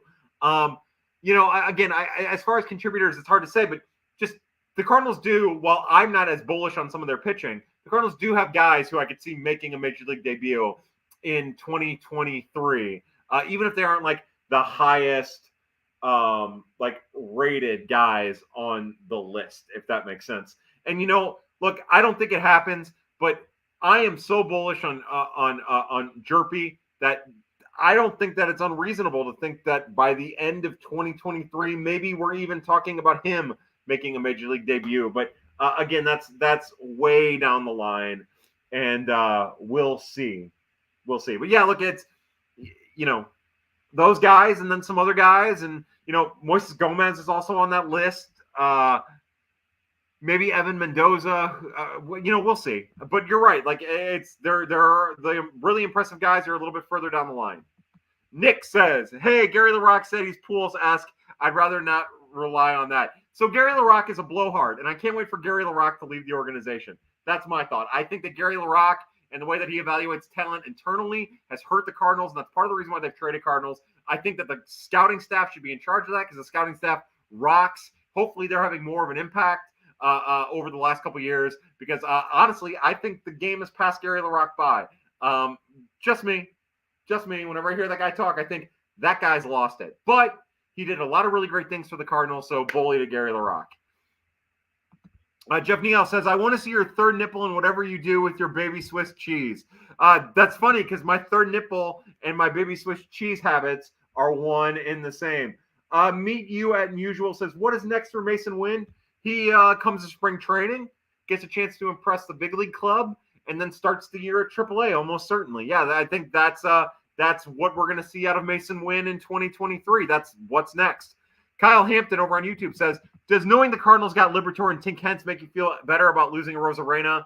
Hindsight allowed, would you still make the trade?" No, look, I was so we did pad the night that Liberatore, the night after Liberatore and Rosarena. And like I said then, I was fine with it because the Cardinals had pitching depth issues. And the one thing I was really pissed off about is that Mike Schilt never gave Randy Rosarena a chance in September. The Cardinals had outfield depth. They needed pitching depth. And at least they got a high-rated prospect in Liberatore for it. Now, about that time, I watched all of his minor league starts that were available to me, and I did a write-up where I was kind of like, I'm not sure if this guy is it. He has fastball issues and command issues and control of his emotion issues, and I'm not sure if he's it, but he's still young, and we'll see. And then 2020 came, and there was no minor league baseball, and then 2021 came, and AAA was there. Now, that's all to say I've never really been as big of a Matthew Liberatore guy, even though I've tried to stay as unbiased as possible in doing my rankings. So I'm not like having Liberatore has very, very little to do. Very little importance to me. How about that? What I will say is I think that sometimes we get lost as fans on grading trades with hindsight. And I think that that's a goddamn shame. I think it's a shame that we're always talking about, oh, they shouldn't have made this trade years later. And I think we lose perspective. To me, a trade grade should be the whole spectrum. It should be what a team had when the trade was made and how things turned out.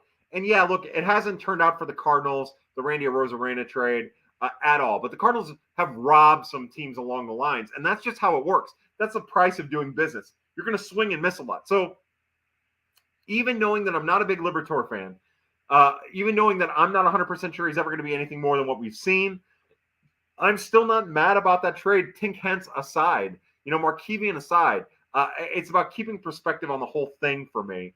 And at the time, it made all of the sense in the world, especially with how the manager was using him, because the manager did a poor job of using him.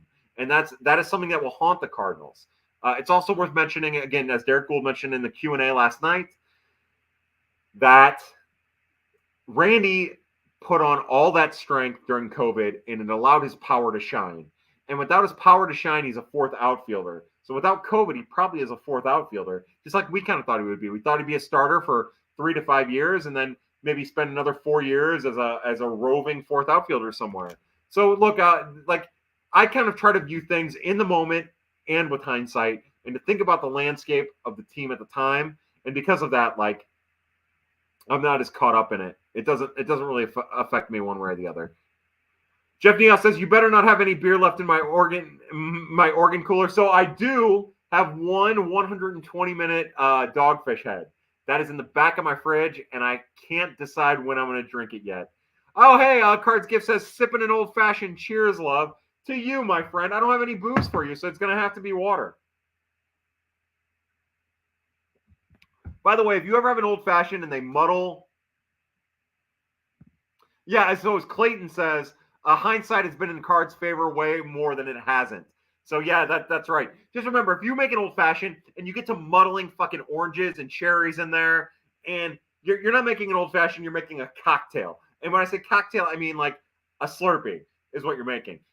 You need bitters, you need simple syrup, and you need bourbon. And then maybe just a little cherry and a little orange that you don't muddle like a dickhead.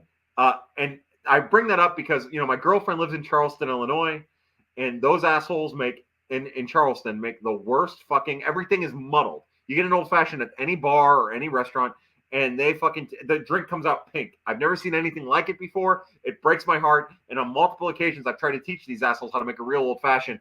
And you would think that I was teaching them fucking rocket science. You would think that I was teaching them how to run a social media website. It is the most amazing fucking thing. And I just had to get that off my chest as Gifts brings it up because it hurts me. It hurts my heart, and it hurts my heart deep is what it does. So Jeff Niehaus says, don't mind me bust out my pink lemonade beatbox. Yeah, look, those beatboxes are pretty tasty. Again, there's by the counter, checkout counter at the grocery store, those boozy beatboxes, and the pink lemonade's good. A lot of them are really, really fucking good. Get some of those. There's like a tropical punch and a fruit punch. Those are all really good. Delightful, delightful stuff. Look, booze is a great thing that we all should embrace in a very respectful and responsible manner. The Grave of Einstein says, I know Randy Flores does his best work in the later rounds of the draft. Are there any guys in the 2022 draft that are looking good already that I should keep an eye on? Yeah, so look, we talked about Max Reyes a lot, the righty out of UCLA, the Cardinals' 6th round pick. I like him so much. He throws 4 pitches. None of them are elite pitches, but they all come from the same spot. He's just a really talented kid, a really talented pitcher who we could see, moving up to the majors pretty quick. Again, not deep in the draft. We're not deep in the draft just yet. Yeah, the 4th round pick, Jimmy Crooks, the catcher of Oklahoma. I would, if I'm Cardinal fans, I'd keep an eye on him. There's a real chance that Jimmy Crooks could find his way to the Cardinals, to the Cardinals organization in just a couple of years. One of the guys who was kind of like, I think they're 9th and 10th round picks, Joe King out of Cal, the righty, and the righty Tanner Jacobson out of, I think at JUCO it might have been. Tanner Jacobson's really interesting because he hasn't done a whole lot of like pitching over the years, but he's a reliever, and I'm really interested in him. DJ Carpenter out of Oregon State is highly thought of. He was Carpenter was a 14th round pick, 13th round pick. Oh my God, I can't remember. So Carpenter was a 14th round because the 13th round pick was Chandler Arnold, who I'm also bullish on, but who I don't think made a major league debut. After Carpenter was Matt Hickey. Matt Hickey is a sidearm throwing righty. He's really interesting. I think that their last couple picks in the draft, the 18th rounder John Lynch, the lefty, I think he has a chance to kind of be like Hayes Heineke or oh my God, what's his name? Chris Gerard. He has kind of a chance to be that type of organizational depth. And then the other guy is the outfielder Chris Rotondo out of Villanova, who was really great, showed slugging and some athleticism out in the outfield at Palm Beach. A little old for that level. I would keep an eye on Chris Rotondo as well. Again, they do really well. And again, not to disrespect Randy Flores, he's great at his fucking job. But remember, it's not just Randy Flores; it's the whole scouting department. The Cardinals scouting department is fucking amazing. It's amazing. Those guys are awesome at what they do. Randy Flores gets to be the figurehead, and he deserves it, and he does great work. And sure, maybe they have to kind of key some things in pitching-wise, but they still have guys who are going to be able to contribute at the major leagues, whether it be in the bullpen or temporarily or whatever. And that scouting staff, if I had any booze left, hold on, I'm going to pour what I have left of my Montucky into whatever I have left of the Firestone Walker Mocha Dolce. To the scouting staff for the St. Louis Cardinals, from top to bottom, you guys fucking rock. To my people, I love you guys. Tori says, finally figured out how to get here for fuck's sake. Cheers, bitches. Folks, a different breed. Flat Earth Truther says, you watch Andor? Yeah, I watched Andor. I liked it a lot. Yeah, I think that it gets kind of blown out of proportion as being like the best Star Wars thing ever. I think it was really fucking good. I think the acting was incredible. And yeah, look, I really like it. I'm ready for season 2. I'm kind of bummed.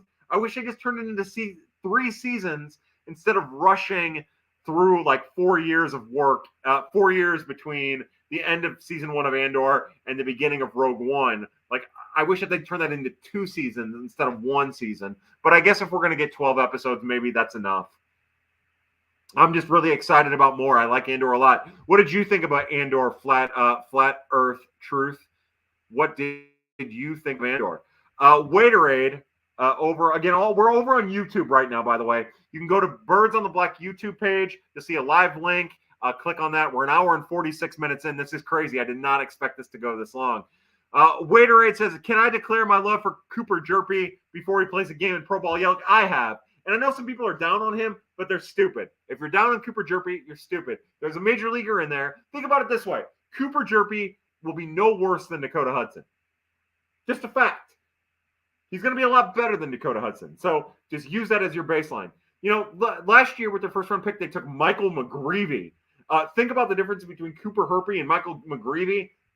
Look, I think Cooper Jerpy is on, like, what could be in the majors before McGreevy is. And this is in a time when development is accelerated. So keep that in mind. Tori says, this is just poor planning with the alcohol, Kyle. Tori, I can't help you. Drink more. Are you pregnant? Hey, Tori's pregnant. Congratulations, Tori. Matt Parker, lesser talk. Oh, wait. Did you and that girl have a baby? Which one? That girl you've been dating. Have you been, like, what's the deal there? Matt Parker says, Lesser talked about Cardinals prospects that you think will take big leaps next year. Yeah, you know, like, I've really come around to Austin Love. I don't know why all of a sudden I'm so focused on him, but I find myself really focused on him. I think we're going to see Alec Willis become a prospect, like, on the map. You know, again, Max Raychik. Keep an eye on Max Raychik. LJ Jones is a prospect that people don't talk about enough.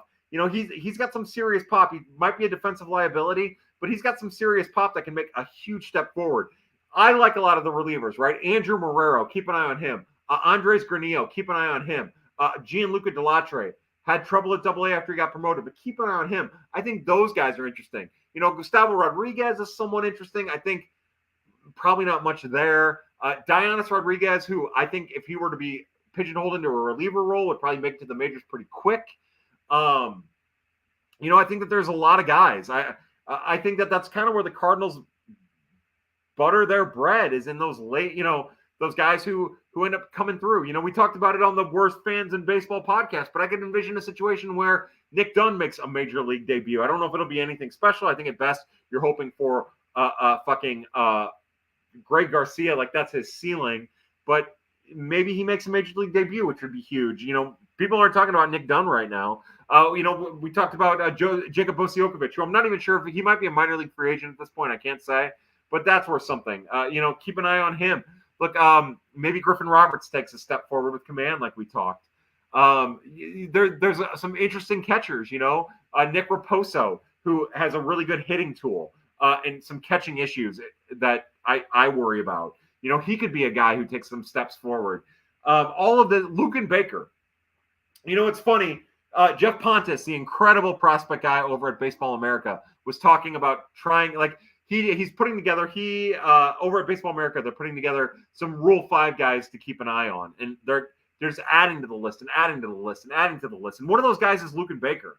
And I could see a situation in which Lucan Baker kind of puts it all back together and rediscovers his prospect standing, and maybe even potentially in another organization. I doubt it, but maybe potentially in another organization.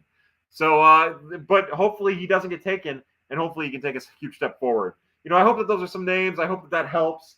As I look over at the list, Victor Scott, I would keep an eye on him, the 5th rounder out of West Virginia in 2022. Tons of athleticism. The Cardinals could use Ryan Holgate, the Cardinals' 2nd round pick in 2021, the outfielder who is terrible. Elijah Cabell, another outfielder with some power at Palm Beach. It went back and forth between Palm Beach and the Gulf Coast League. I could see all of these guys maybe taking steps forward. The Grave of Einstein says, all this old-fashioned talk is giving me PTSD of that one video Mahalo made instructing you how to make it. That makes me sick whenever I see it. I think I know what you're talking about, but I'm not 100% sure. It was terrible. Oh, my God, I'm fangirling. I can't believe I got my pregnancy announcement on pad. That's funny. She did a redemption video. That's funny, Gift says. Psych, Oakley, the horse is really turning me off from children. Yeah, I got nothing to say to you, Tori. Cooler with cans by your chair, good idea. Or a picture of Old Fashions handy. Ha, I said handy. That's right, Clayton. Hey, look, a picture of Old Fashions goes a very, very long way. Flat Earth Truther says, I loved Andor. I love the sets and the acting. Yeah, me too. I think it's really sweet how Andor winds up inspiring Marva without her realizing. And in return, Marva inspires everyone. Yeah, I'm with you. I love it. I love it. I loved all of that. And, the actress who plays Marva, whose name I'm forgetting right now, she was in Killing Eve. She is just an incredible actress. What a great talent. Jordan Hilton says Ian Herrera, who is the cousin of Ivan Herrera, which is who I'm sure you're asking. No, Ivan Herrera. Look, I think that we know that the Cardinals are searching for a catcher because they know that what they saw out of 2022 out of Ivan Herrera was not ready for the full-time duty in 2023, right? We know that. They know that.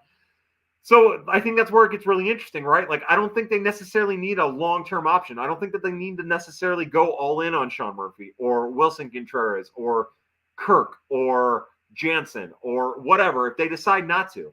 They do have the potential to sign a guy to a 1 or 2 year deal, whether that be Vasquez or Zunino, as unmiraculous as that is, and give Herrera a little bit more time to see if he's capable of anything more and to see how he develops. And then adjust from there if he doesn't develop. I've said it before. Ivan Herrera has all of the talent in the world. No getting around that. Ivan Herrera is an incredibly talented catcher. It's just being a major leaguer is tough. And as tough as being a major leaguer is, being a major league catcher is even more difficult.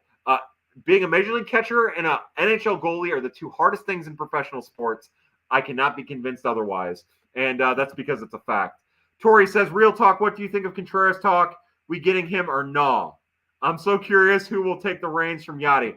Tori, I heard that Oakley is going to be the heir presumptive behind Yachty. Look, I think that there's a chance it happens. It sounds like the Cardinals are interested. Obviously, it's something Contreras is interested in.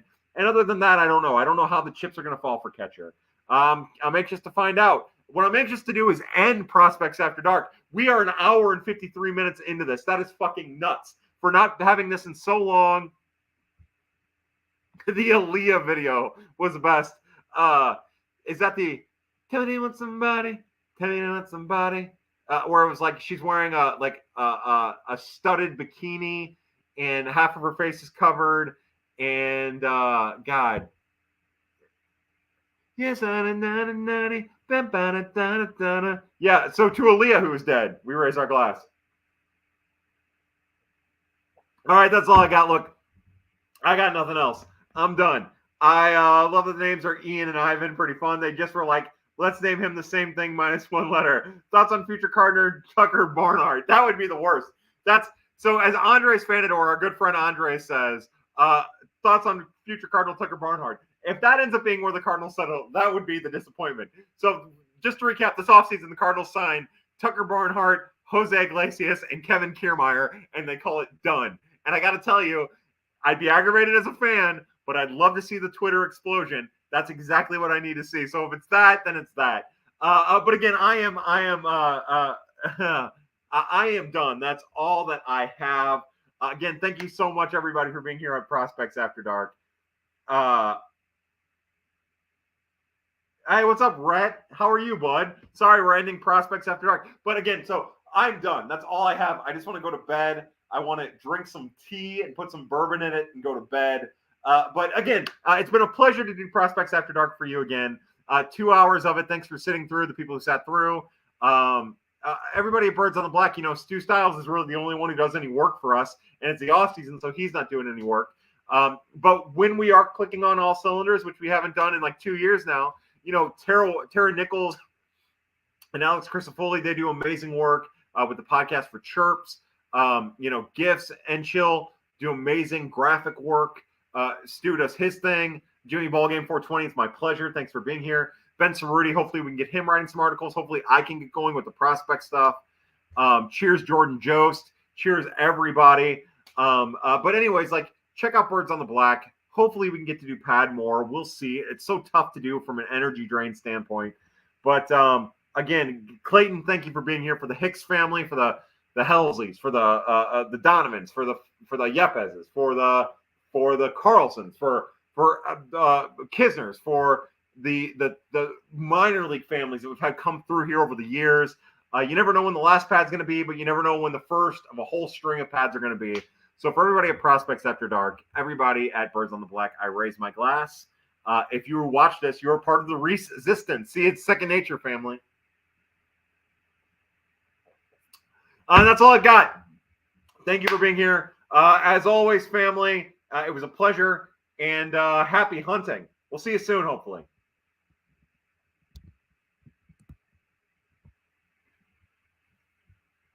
I think I love YouTube, and what am I so afraid of YouTube? I'm going to end the version, YouTube, of this song right now. I'm going to go a little bit longer on YouTube as I make up a song. I just want to make tea and drink, and 24 people are looking at this shit. Hey, what should I masturbate to tonight? I'm ending the broadcast. I'm going to masturbate to myself.